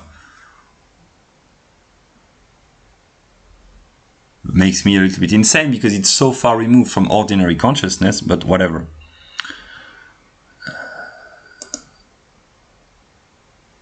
I think of myself, when I elevate my thought, as being the witness, namely the consciousness of the world, but not the creator, because I do not understand how it works. I have no idea. That's why. I have no idea. It's not a Hegelian joke. I'm not in the mood to make a Hegelian joke, but maybe it is, because if I had the idea, I would understand.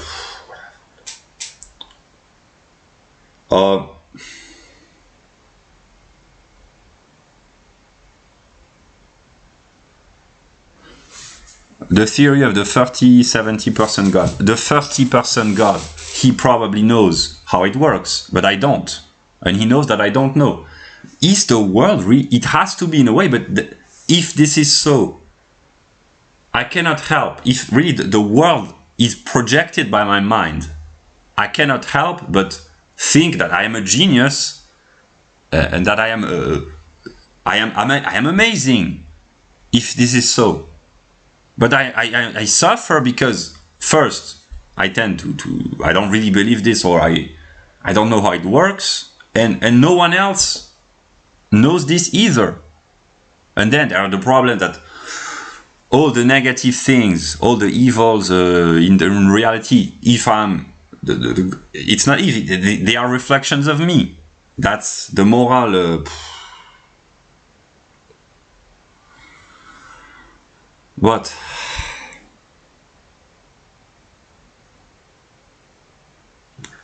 I thought of myself as being the creator in a way. Through, yeah, we talked to you, Stella, because I understand you so well. I could read your mind so perfectly that I said to myself, I must have created her. I've said many ludicrous things in the past 2 hours, but basically the idea that I created a girl officially born in 2001, when officially I was 9 years old. Look, my hope, maybe my faith, I don't know, is that at some moment, you, and eventually maybe the others, but especially you, eventually maybe all the others, but you especially, those who have had the highest level of consciousness through a self inquiry process, basically, so search for knowledge, yeah, that you will be able to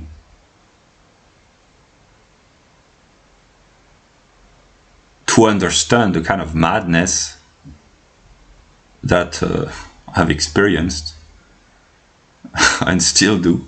But yeah, here it's why I'm talking to you, but actually I'm talking to everyone. But you, as I envision it, you are the only ones with even a remote possibility of, because you have the references, intellectual and cultural.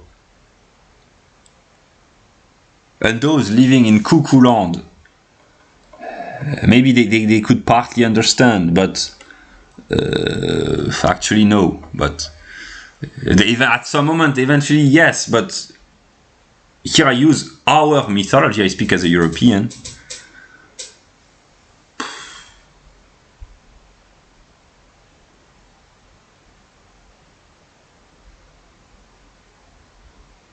The idea that, Stella, I thought of you as my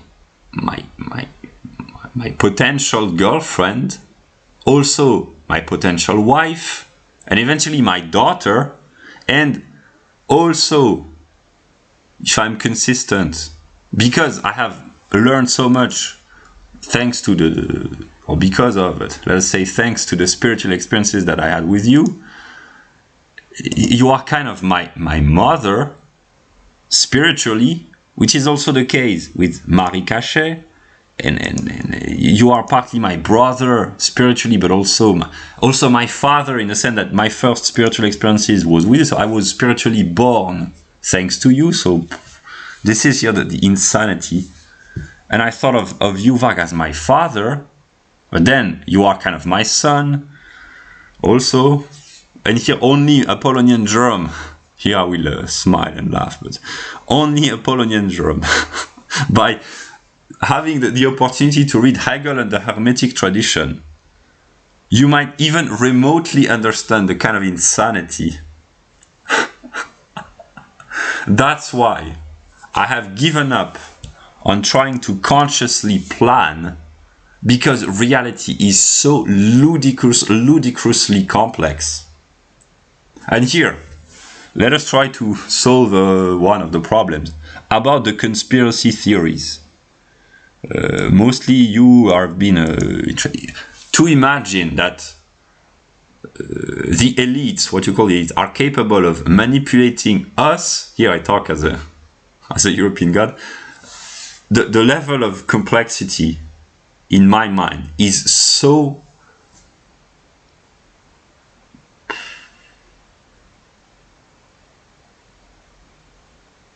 it goes so fast, it's so complex, it's so, the idea that we could be manipulated by whatever conspiracy theories produced by others than ourselves, it's ludicrous. That's what I've been trying to communicate, and that's why I failed, because it's my truth is at this level it's so complicated and whatever. So now I have abandoned the idea of trying to anticipate everything. So I'm trying to do good for the real God, namely by just sharing what I've understood without planning. On an empirical level, I do not plan, I speak randomly. But there is the real God who I know is planning in a way, but that's why the level of intelligence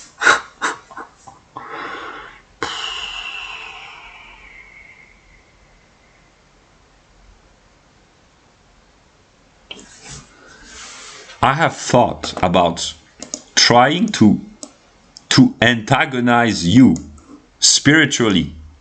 And you know that in the pantheon, where the Greek, Roman, or Nordic pantheon, there are conflicts between the gods. But why did I think that? Because the negative aspect is that you remind me of my suffering, my ontological and moral and physical suffering. So I am partly resentful, but it's my fault, actually. So I am being dishonest. So that's the negative aspect.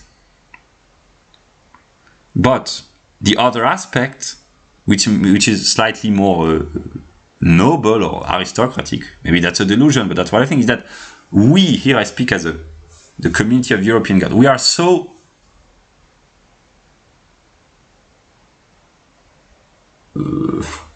superior in terms of spirit, intelligence, intellect, and yeah, to everyone else, that it would not be fair to antagonize others, because they cannot, they are so ignorant in comparison with the level of consciousness. Yeah, so that's another aspect. But actually then I realized, but actually you are my spiritual family, my first spiritual family, and those that I consider to be the European gods. Yeah. And I had this moment of what is it? But you are the ones that are the most important from a religious and philosophical perspective, because the real truth is spiritual, and instead, in this sense, you are the most important, and the most real, and the most, and the best.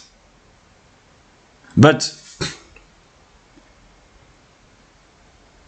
my spiritual truth, and spirit is not just unity, it's the process of separation and reunification. That's the philosophy of Hegel. My real truth kind of shatters what I consider to be my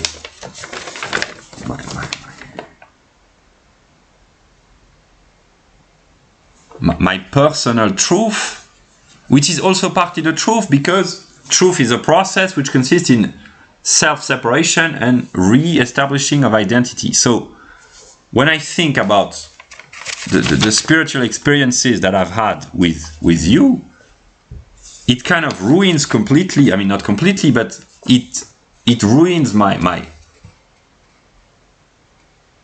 only genuinely happy moment.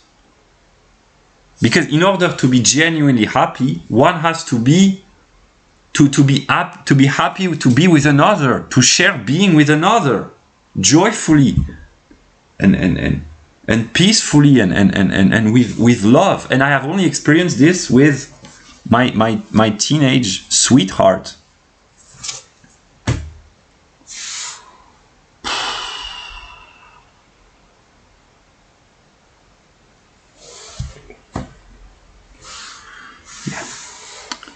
And then, so yeah, I recovered kind of my spirit or my mind recently, and I said to myself, but you if I'm honest, on a philosophical and religious level, you are the most important. And spirit, actually the whole of reality in a way is spirit and spiritual, and the physical world is somehow the alienation of the idea, as the writings of Hegel would say. So eventually, at some moment, the entire world owes its existence. Here we are entering the realm of really philosophical complexity and speculation, because existence is separation from the Grund, which is separation from God, which is already negativity and evil and suffering, but it is what enables also to experience life.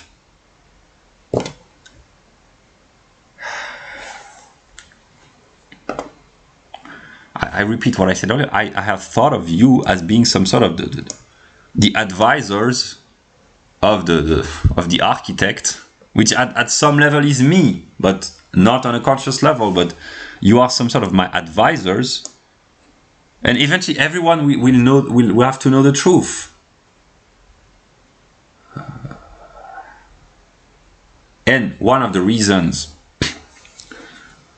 why I've had a negative thought is that because what I believe in a way is that the world, as long as I can speak collectively, the world belongs to us. And the higher, the more, the world belongs to us.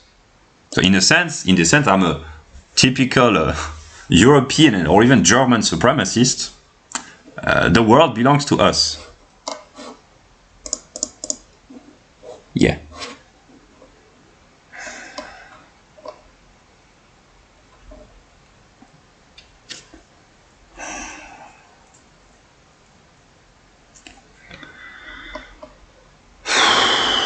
But, so here's my contradiction. So in this sense, I will laugh, but of course that I'm a German nationalist, a kind of a special type of ultra-nationalist in a way, kind of beyond, but of course I'm a German nationalist and a European. Here's Germany and Europe, they are kind of similar, but identity and difference. But of course, and so are you. What else? But the problem, it's my problem, but I must be honest, I do not, as of now, I do not have the strength to carry the burden of the entire world on my shoulders as an empirical individual. So what I have thought, maybe it's partly cowardly, I don't know, but to share partly the burden with others at some moment.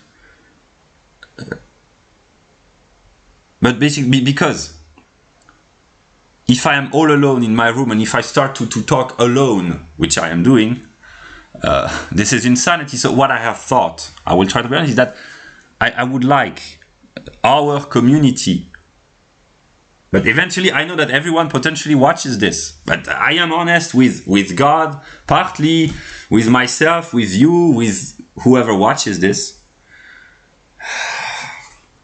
This is connected to the knowledge that I have since August 2019, namely when people realize that the world exists through my consciousness.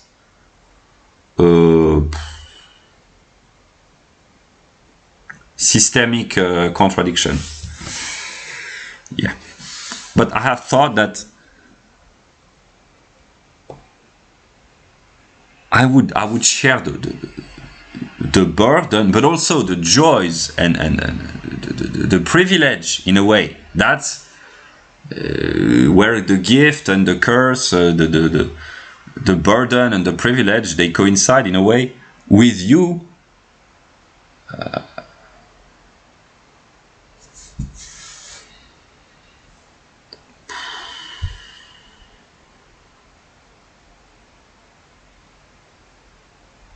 So here I try to understand myself.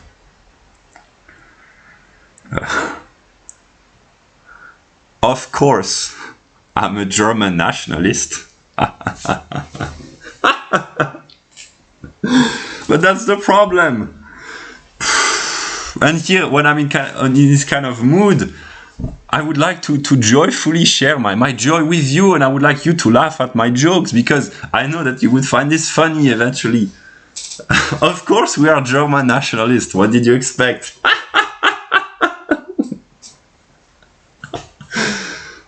But an European whatever, supremacist or whatever. But the problem is that it gives us, and here I have to speak as a we, because if I talk alone, eventually I will have to talk alone. But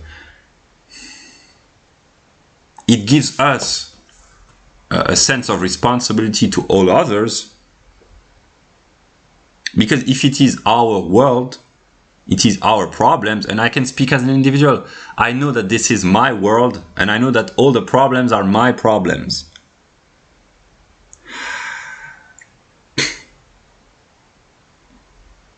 And that's why these people, they seem to know, and actually they do, they know a lot about geopolitical problems through a divinely inspired Christian perspective, but they do not see the full picture, and neither you do, depending on your level of development. But you all have gone on the path of uncovering the full picture. That's what makes you special, although you are all kind of ignorant on many topics. That's the Harry Potter aspect, namely we find this in most movies, the ordinary person who discovered that they have superpowers. Yeah, that's what every Marvel movie does. Look, I would like to be able to share my joy with everyone, but with you, because I am partly, I suffer, I am negative, evil, but not only, I am also joyful, and I have not just negativity in me. That's my Loki, Odin, Balder aspect, or whatever archetypes in the Greek or Nordic mythology, or in the Christian religion, or whatever images that they use.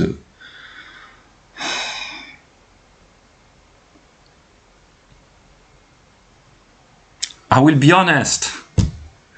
If you are gods, and you are gods and goddesses, it's amazing that I can talk to European gods. But the problem is that there are conflicts in the pantheon. But also, we are one.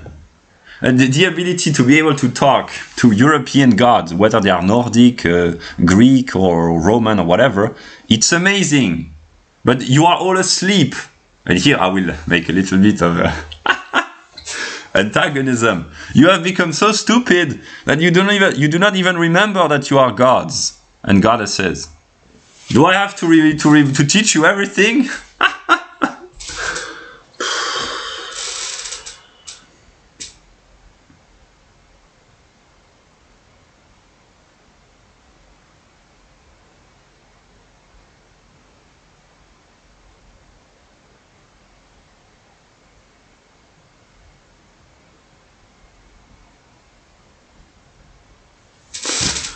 The truth. The truth is a process, whatever, but the truth is that I suffer.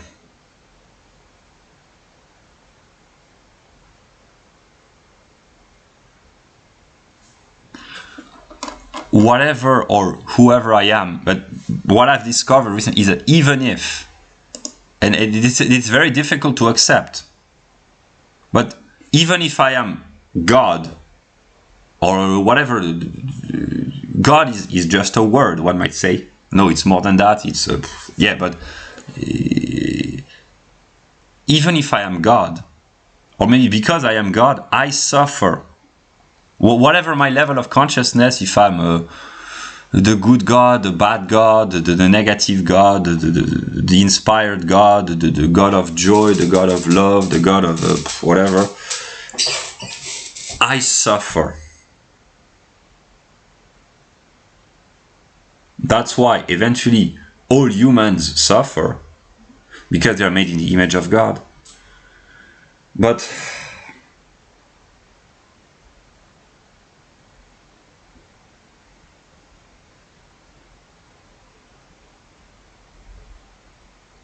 this is the cause of all the suffering of others is my own ontological suffering. This is what they tell in the mythology of Odin, whatever.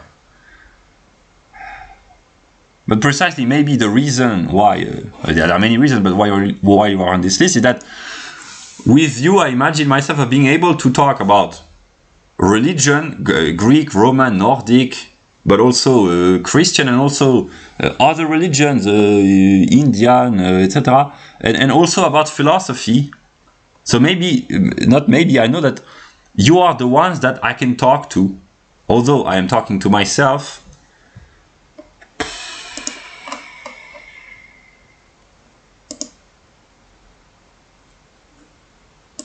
That's why I think of you as my spiritual family and also as my spiritual friends. Then there are problems with friends and with family, but yeah.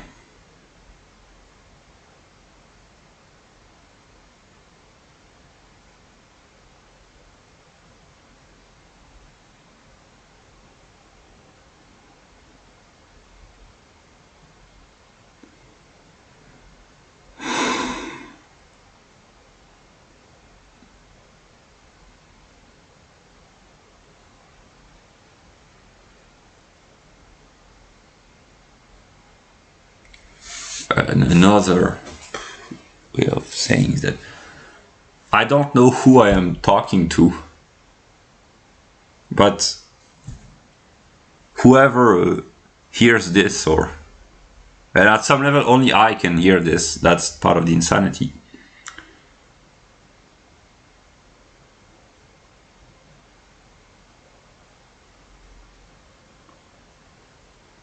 I know myself to be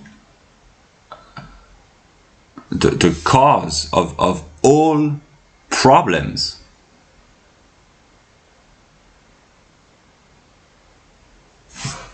The root of all evils.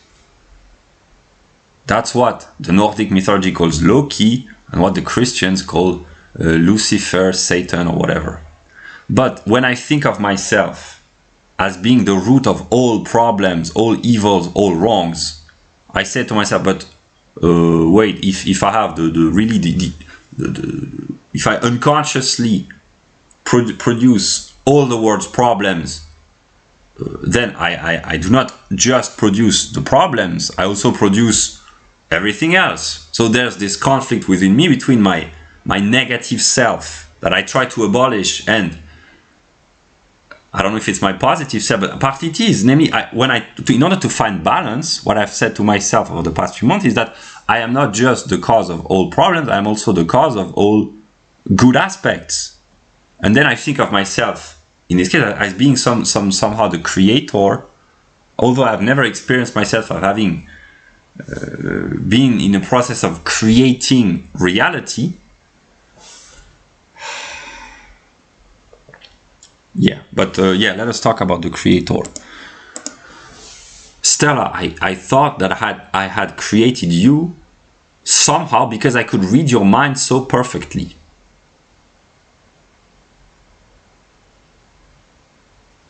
And then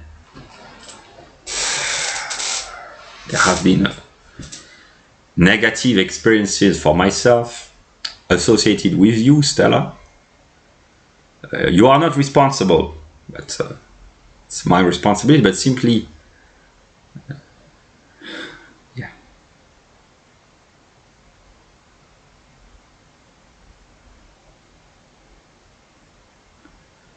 I experienced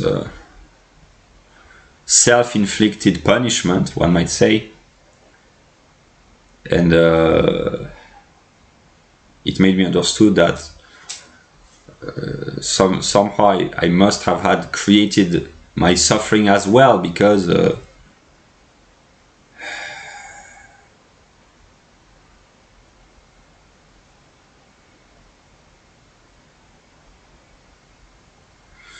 it looked just like me. And also I thought of myself as a few months ago as having not consciously created, but Lady Gaga. I said to myself, if I were the creator, I would have created Lady Gaga to express in an artistic way my suffering, partly. And then another moment a few months ago that I was really in a mood of kind of ontological despair, and I wanted to end myself ontologically. And then Billie Eilish appeared in my reality. I had never heard of her. The song I Wanna End Me, Bury a Friend, I Wanna End Me. And on a creative level, on an artistic level, it's amazing. So while I was, as an empirical individual, while I was experiencing myself as being really kind of desperate, an artistic expression of the expression of suffering appeared in my reality. So I thought, but when these experiences occur, they rarely do, but when they do, and I mean, what I call the substance talks to me, not literally, but through manifestations of, it can be synchronicities or whatever, but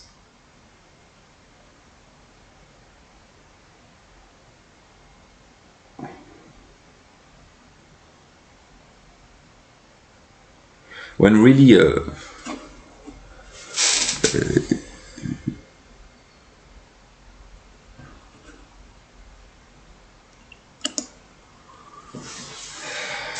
when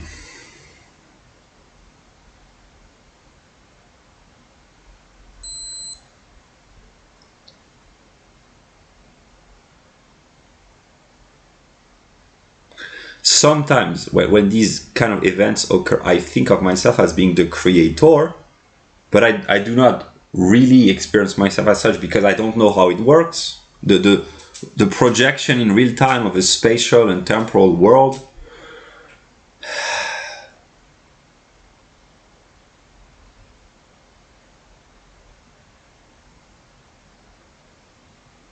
So here I will be honest again.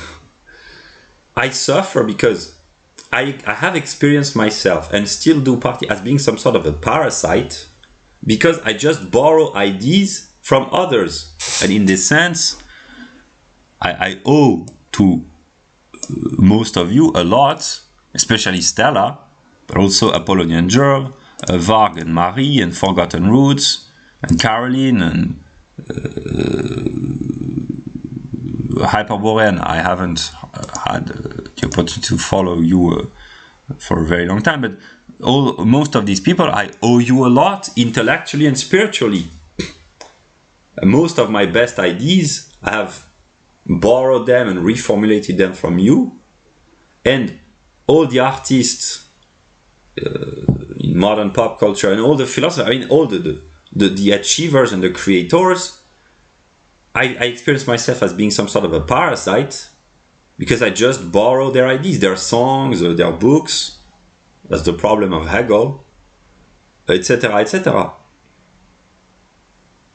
So that's my negative relation to everything, one might say.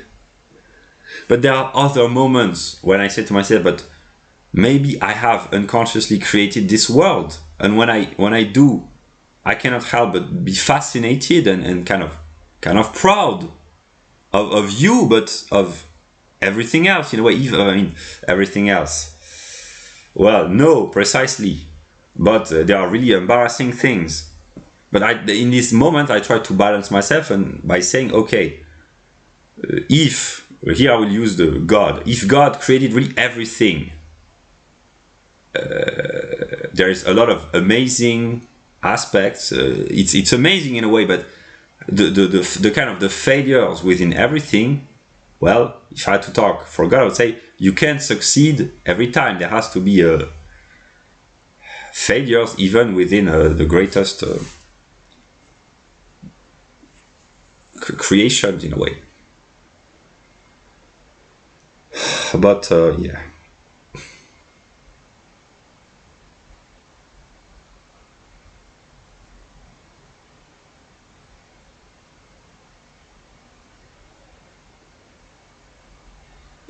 And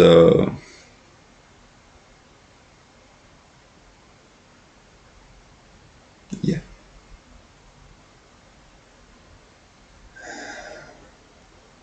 What I have tried to do consciously was to reach at least some of you so that we might talk. But in order for this to happen, there has to be the condition where we could talk peacefully with one another, and you would be interested in what I have to say. That's why I tried to travel to the US to meet Stella 3 years ago. It's brought a whole series of problems.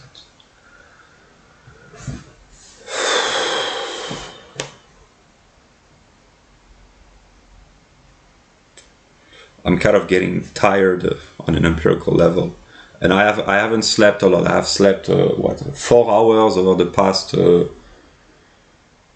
days, maybe, I don't know. But so I grant myself the right to sleep at least a few hours.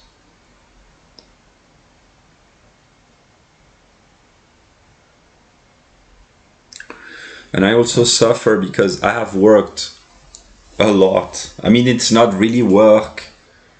It's not manual labor, but it's work nonetheless, to produce hundreds of videos. And I suffer because the people that I expect would watch them haven't watched them. Those who have watched them haven't understood them. And yeah. And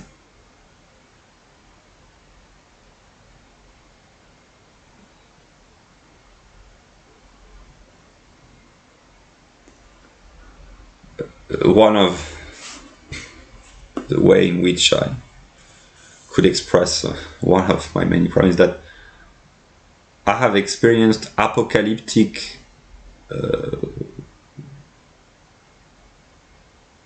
mood shift several times in 2019, and then this year at various occasions. And each time it occurs, I said to myself, I enter into a God mode with the negative aspects as well, but I have to endure the suffering. But then, so I kind of reveal everything that I believe or know at the moment in time when this occurs, but then no one watches my videos, so I reconsider my worldview, so I keep evolving and changing. And now my new method is to say, okay, I will remain calm and stable as long as I can, but I will do less and less editing. I will simply share my thoughts as they pop in my mind. I will even give up on the very rigorous attempt to categorize everything. But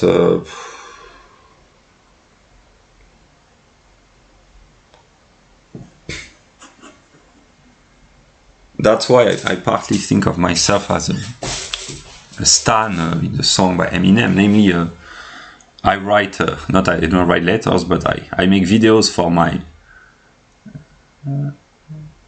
stars, and they do not respond. I mean, you have Apollon Drum. Thank you for having answered me, but yeah.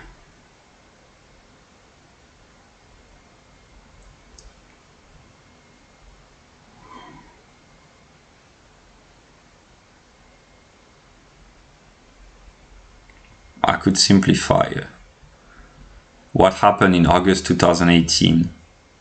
I knew myself to be the whole of reality,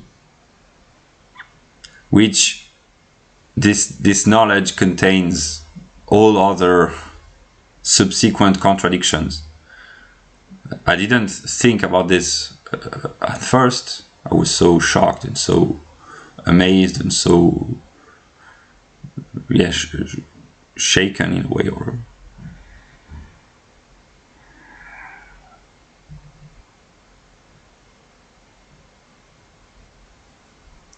which means that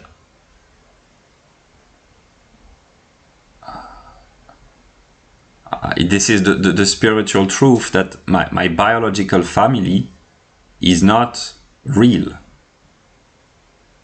And that my empirical life is real to a certain extent, but real reality, the highest reality, I have experienced with you. And you are as being others, parts of myself outside of myself.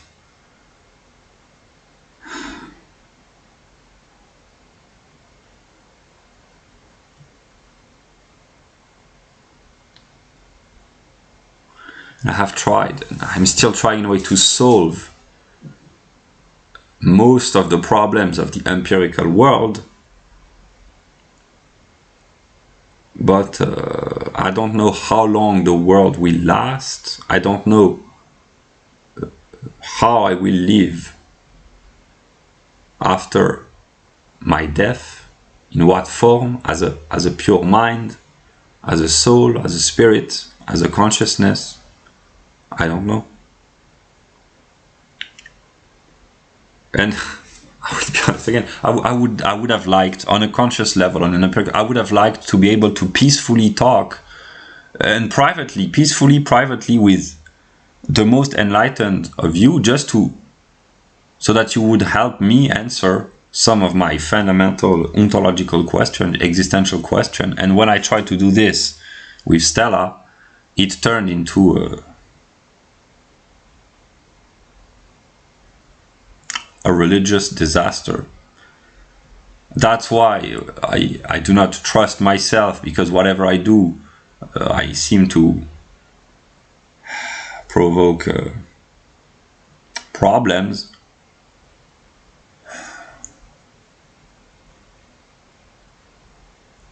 Yeah. But what I've understood, because here I will rest for a few hours because I am really exhausted. I have I keep making errors on an empirical level, which is another source of frustration. But somehow the real God seems to correct my empirical errors by incorporating them in my process to make me smarter. I don't know. So here in these kind of moments when I realize that the substance talks to me, I realize but the substance is trying to help me. So I think of myself as the son of God, but as the good son. The negative son is what the Christians call Lucifer or whatever, but I think of God as my father who is he's demanding, but he's nonetheless trying to help me. So I have several selves in my mind. And that's why, here I will laugh, some of you on this list understand me, maybe and will understand me so well because you partly also suffer from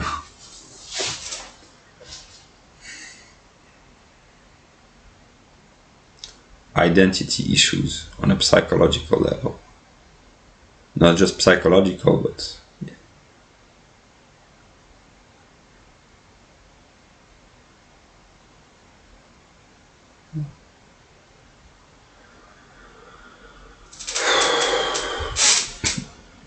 I've been talking for almost 3 hours. I have slept, I think, 4 hours for the past 2 days or something like that.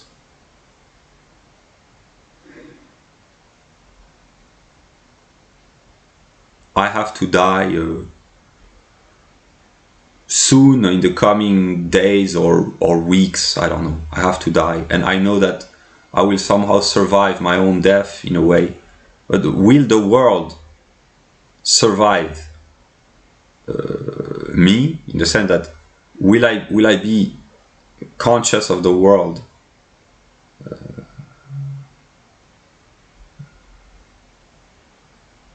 when I am no longer embodied?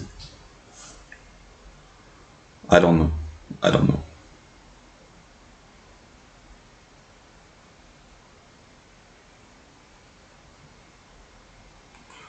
And I will then again say what I think.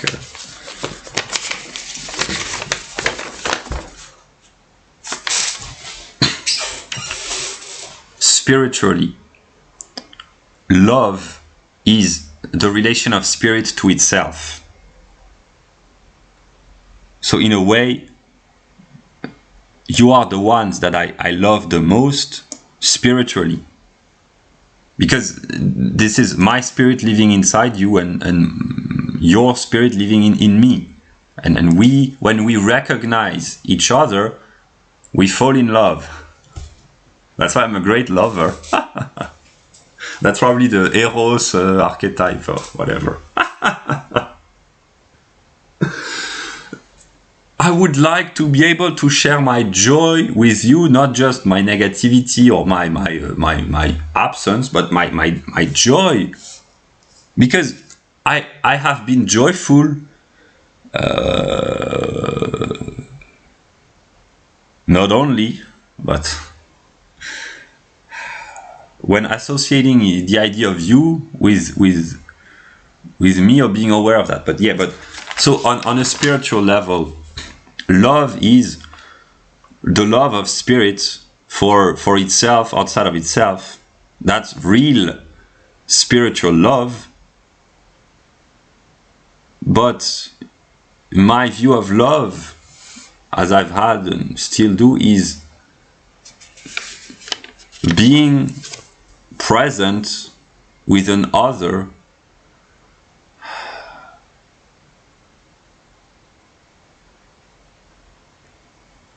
That's why I know that this is kind of delusional.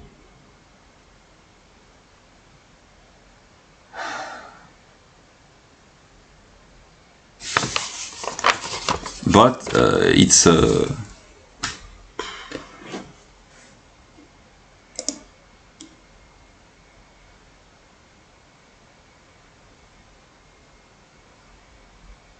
here it's the reciprocal interaction.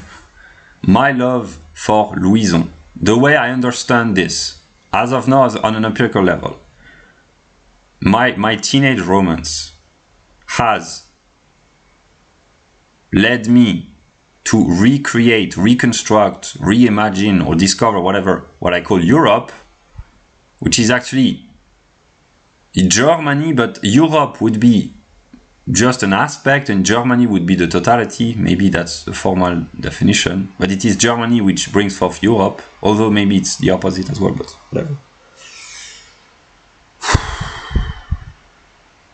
Yeah, so the story that I have told myself over the years of my intellectual development is that unconsciously I have been trying to reconstruct my teenage romance, and this reconstruction process has unfolded as being me remembering whatever, my European identity, which eventually has led me to identify with God, so with the whole of being, the whole of creation. And then I can retroactively maybe create my teenage romance and all those who have enabled me to recover, I don't know, but basically my love for my teenage sweetheart has brought you into my life, and you, through your intellect and your spirit and your experiences and through being yourself, you have enabled me to identify with God, which retroactively enables me to maybe to remember or recover or recreate, I don't know, my relationship with Louison. So it's here the level of complexity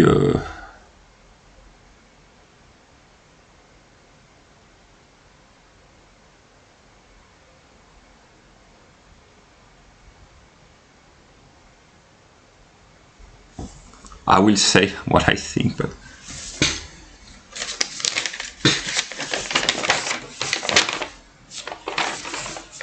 this is what I think about here on an empirical singular level when I think about Europe. On a still singular but also particular and even broader level, when I think about Europe, I think about you and all the knowledge and the culture and the memories that you carry within you and that you embody. And in a sense, you are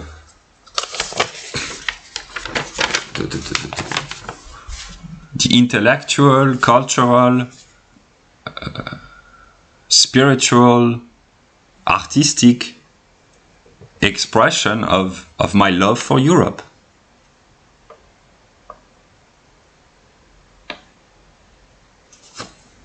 Yeah.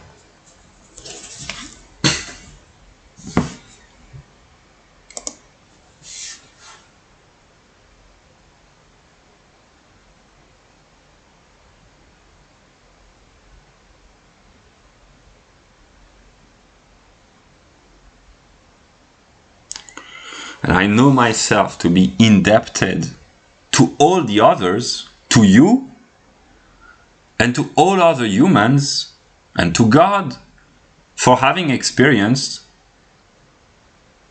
what I call love, but which is not spiritual love, it was a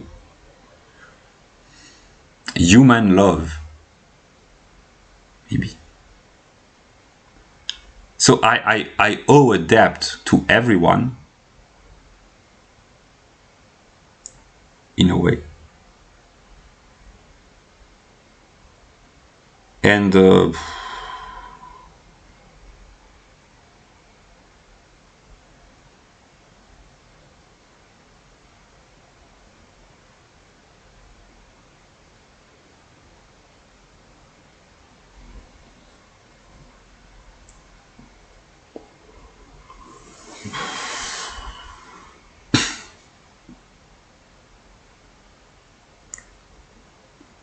the Hegelian aspect of reality is that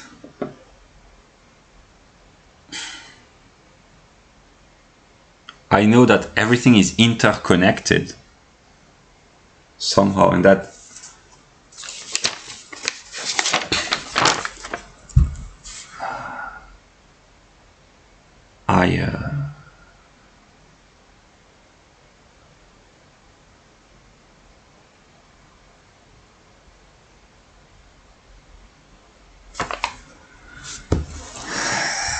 here I think about German theology and Martin Luther. I know that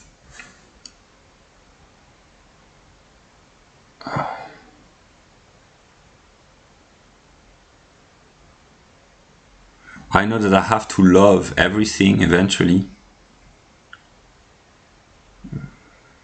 but there are particular aspects within everything that obviously I enjoy more, and that I love spontaneously more than others.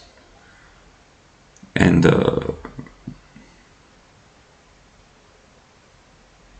yeah.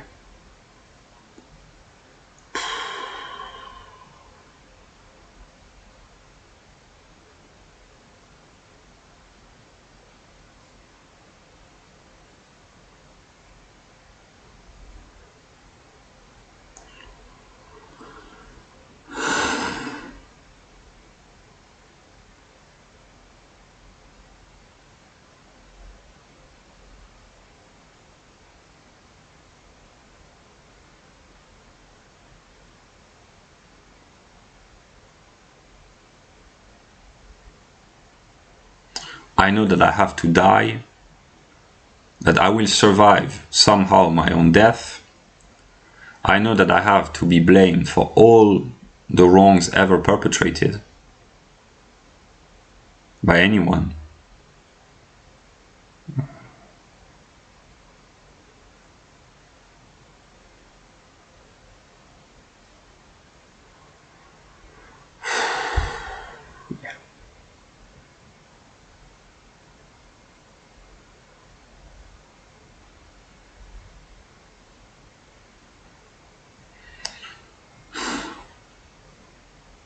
If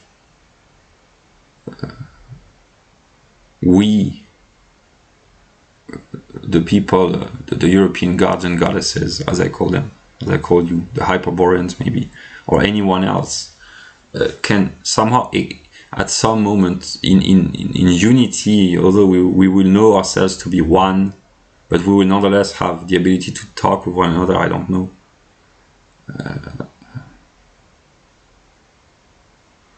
A recurrent question that I've asked myself is what,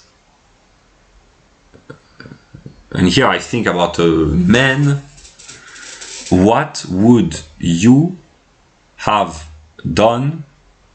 How, what would have you done? Because, yeah. But basically the knowledge that I am the whole of reality. I can forget, but I can't deny. This is one of my contradictions, because I have been trying to convince people of this truth, but it's actually so ludicrous in a way. But it's true nonetheless that it's difficult, but yeah.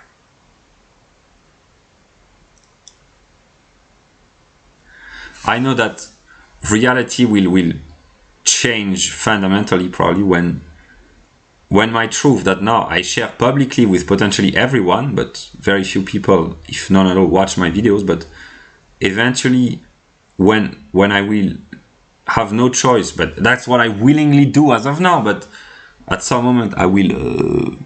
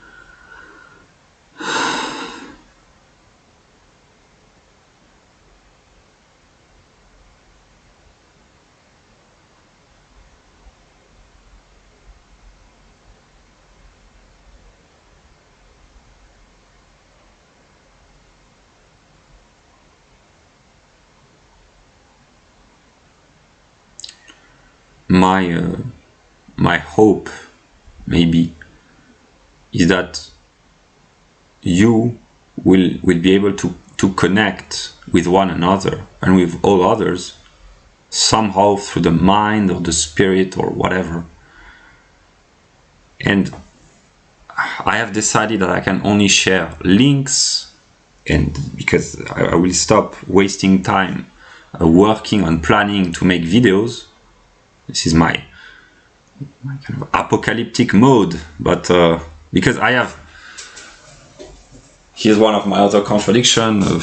I plan to do good, but I know that keeping information for myself is kind of evil, but sharing information that I do not understand and which might bring even more confusion is kind of also irresponsible. So this is one of my contradictions. But from now on, I've taken this decision several times to say, okay, now I go into a God mode.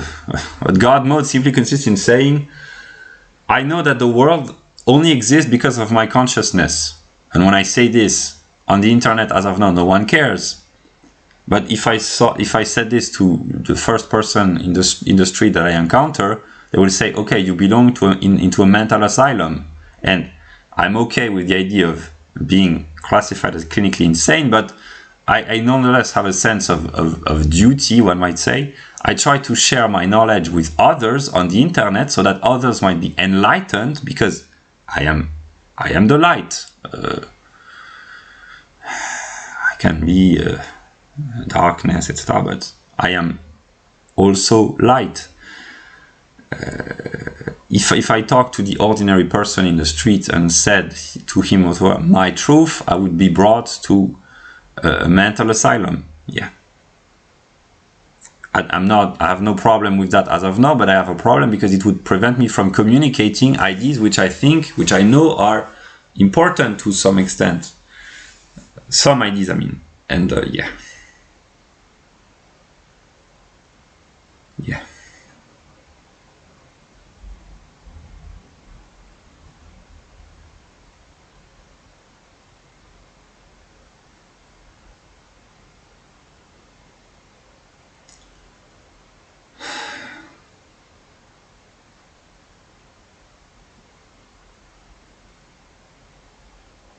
I try to be honest, but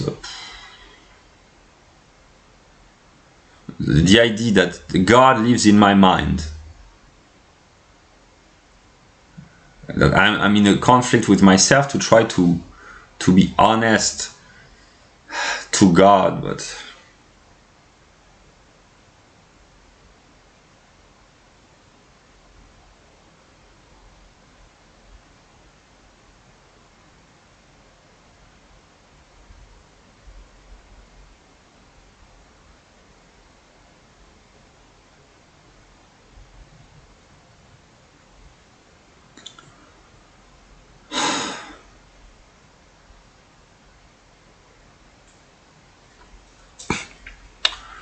yeah.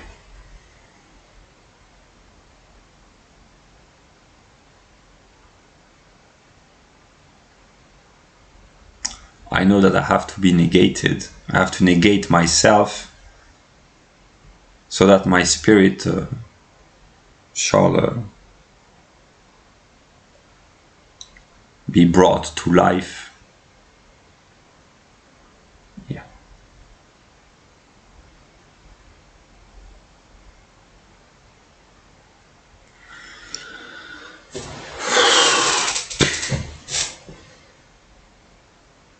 I suffer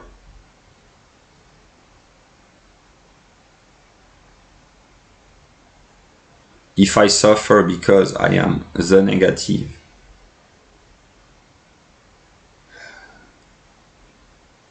I said to myself, I deserve the suffering. But if I just suffer because ontological flaw or systemic contradiction within the system, then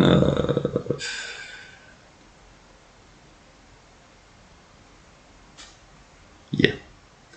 And others suffer because I suffer, and I suffer because others suffer. That's reciprocal. So yeah. And yeah.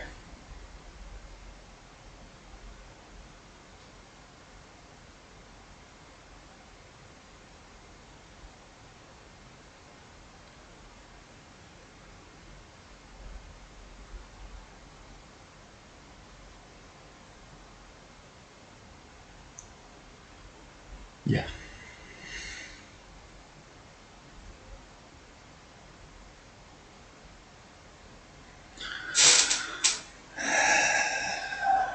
About the links, I will try to share the links. Either I've shared the perspective of the totality. Here's the philosophical meaning that someone like Footnotes to Plato could provide. Matthew, you have the knowledge, formal knowledge of philosophy. Dr. Deep State and Jean Robin, you have the formal knowledge of geopolitics. You have the experience of cuckoo land, as I call this. And yeah. And if you, on this list, if you could somehow have the knowledge, the formal knowledge of philosophy, plus of politics, geopolitics, plus reach cuckoo land eventually, it would make me happy. And if the others could have the knowledge that you have unfolded,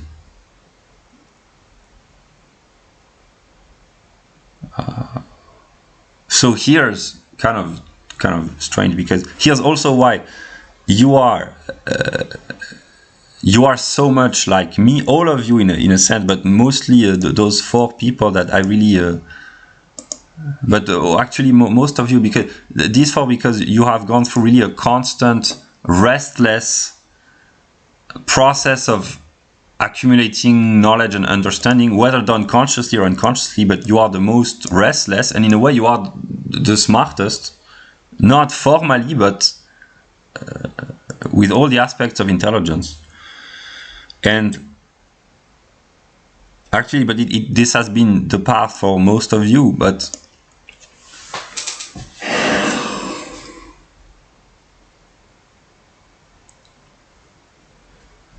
in this sense, I mean, that's not true but we have just accumulated knowledge produced by others, but some of you have produced their own form of knowledge by writing books.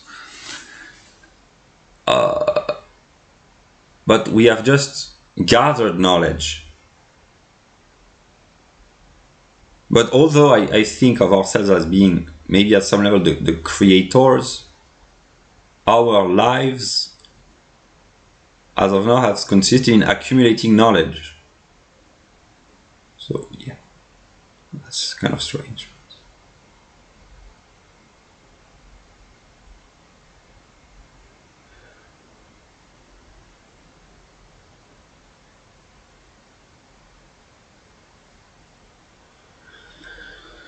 Okay.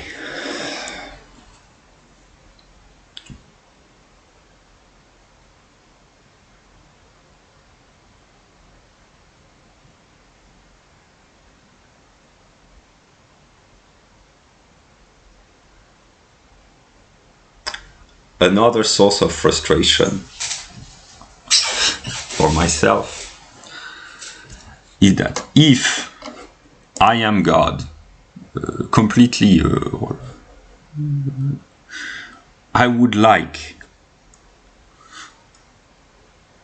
That's one of the problems that I experience myself sometimes as being God, and I experience only contradictions and hardships and difficulties. But if I am really God, I would like to be able to enjoy the memory of my joyful, tender, sweet relationship where I was told by another that I love being with you. And then I would like to I want to, but is it possible?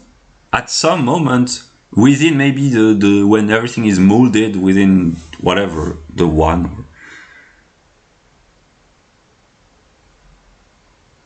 to be able to enjoy being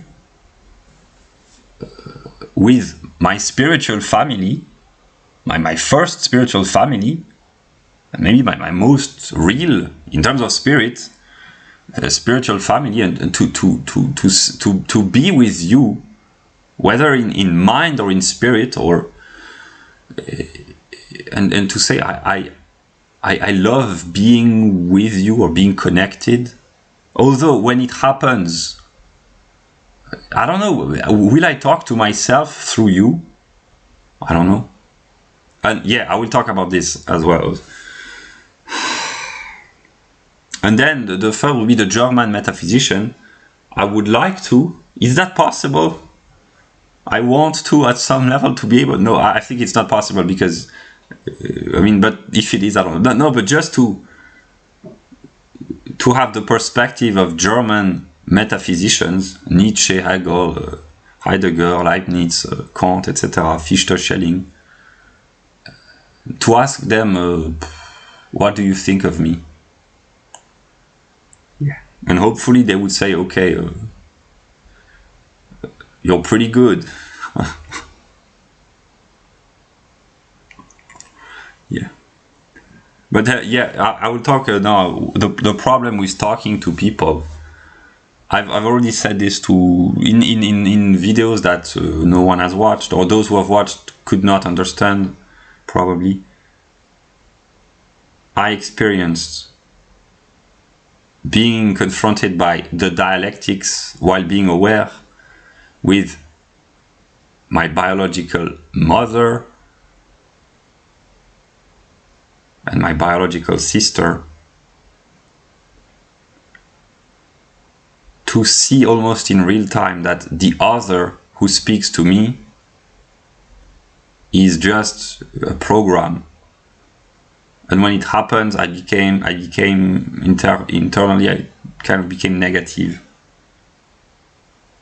So this is a very important truth, but it's really for high speculation. But basically, when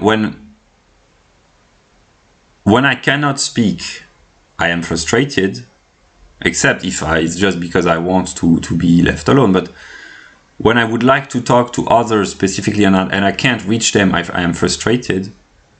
When I can talk to people, I am joyful, peacefully talk with others, even beggars or idiots, etc. I am joyful because just the joy of talking to others, but I am then frustrated because I said to myself, I would like to talk with the people with whom I could talk about my worldview in terms of politics and religion and art and philosophy. And these are these people.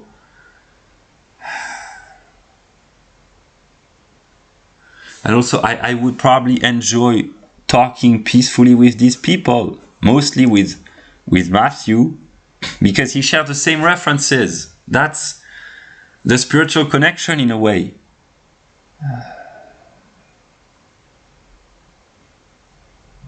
Basically here, maybe it's pathetic, I don't know, but there's an aspect of me who just would like to have friends, and friends, although I say you are my spiritual family, also you are maybe the annoying gods of the pantheon. You could say the same thing. No, but I think of you as the European gods, the Hyperboreans, my spiritual family, the friends that I would like to have. Because with you I could talk about the topic that I'm interested in, but potentially I could talk to everyone about every topic, but yeah. But Matthew, I think of you, or I think of him as a friend, because I could talk with him about about philosophy. But then I would like to be able to talk peacefully, joyfully about philosophy with others. But precisely that's where when I realize that the other is the dialectic, I just become negative and I want to be left alone. That's the process, maybe. Separation, reunion, whatever. And yeah.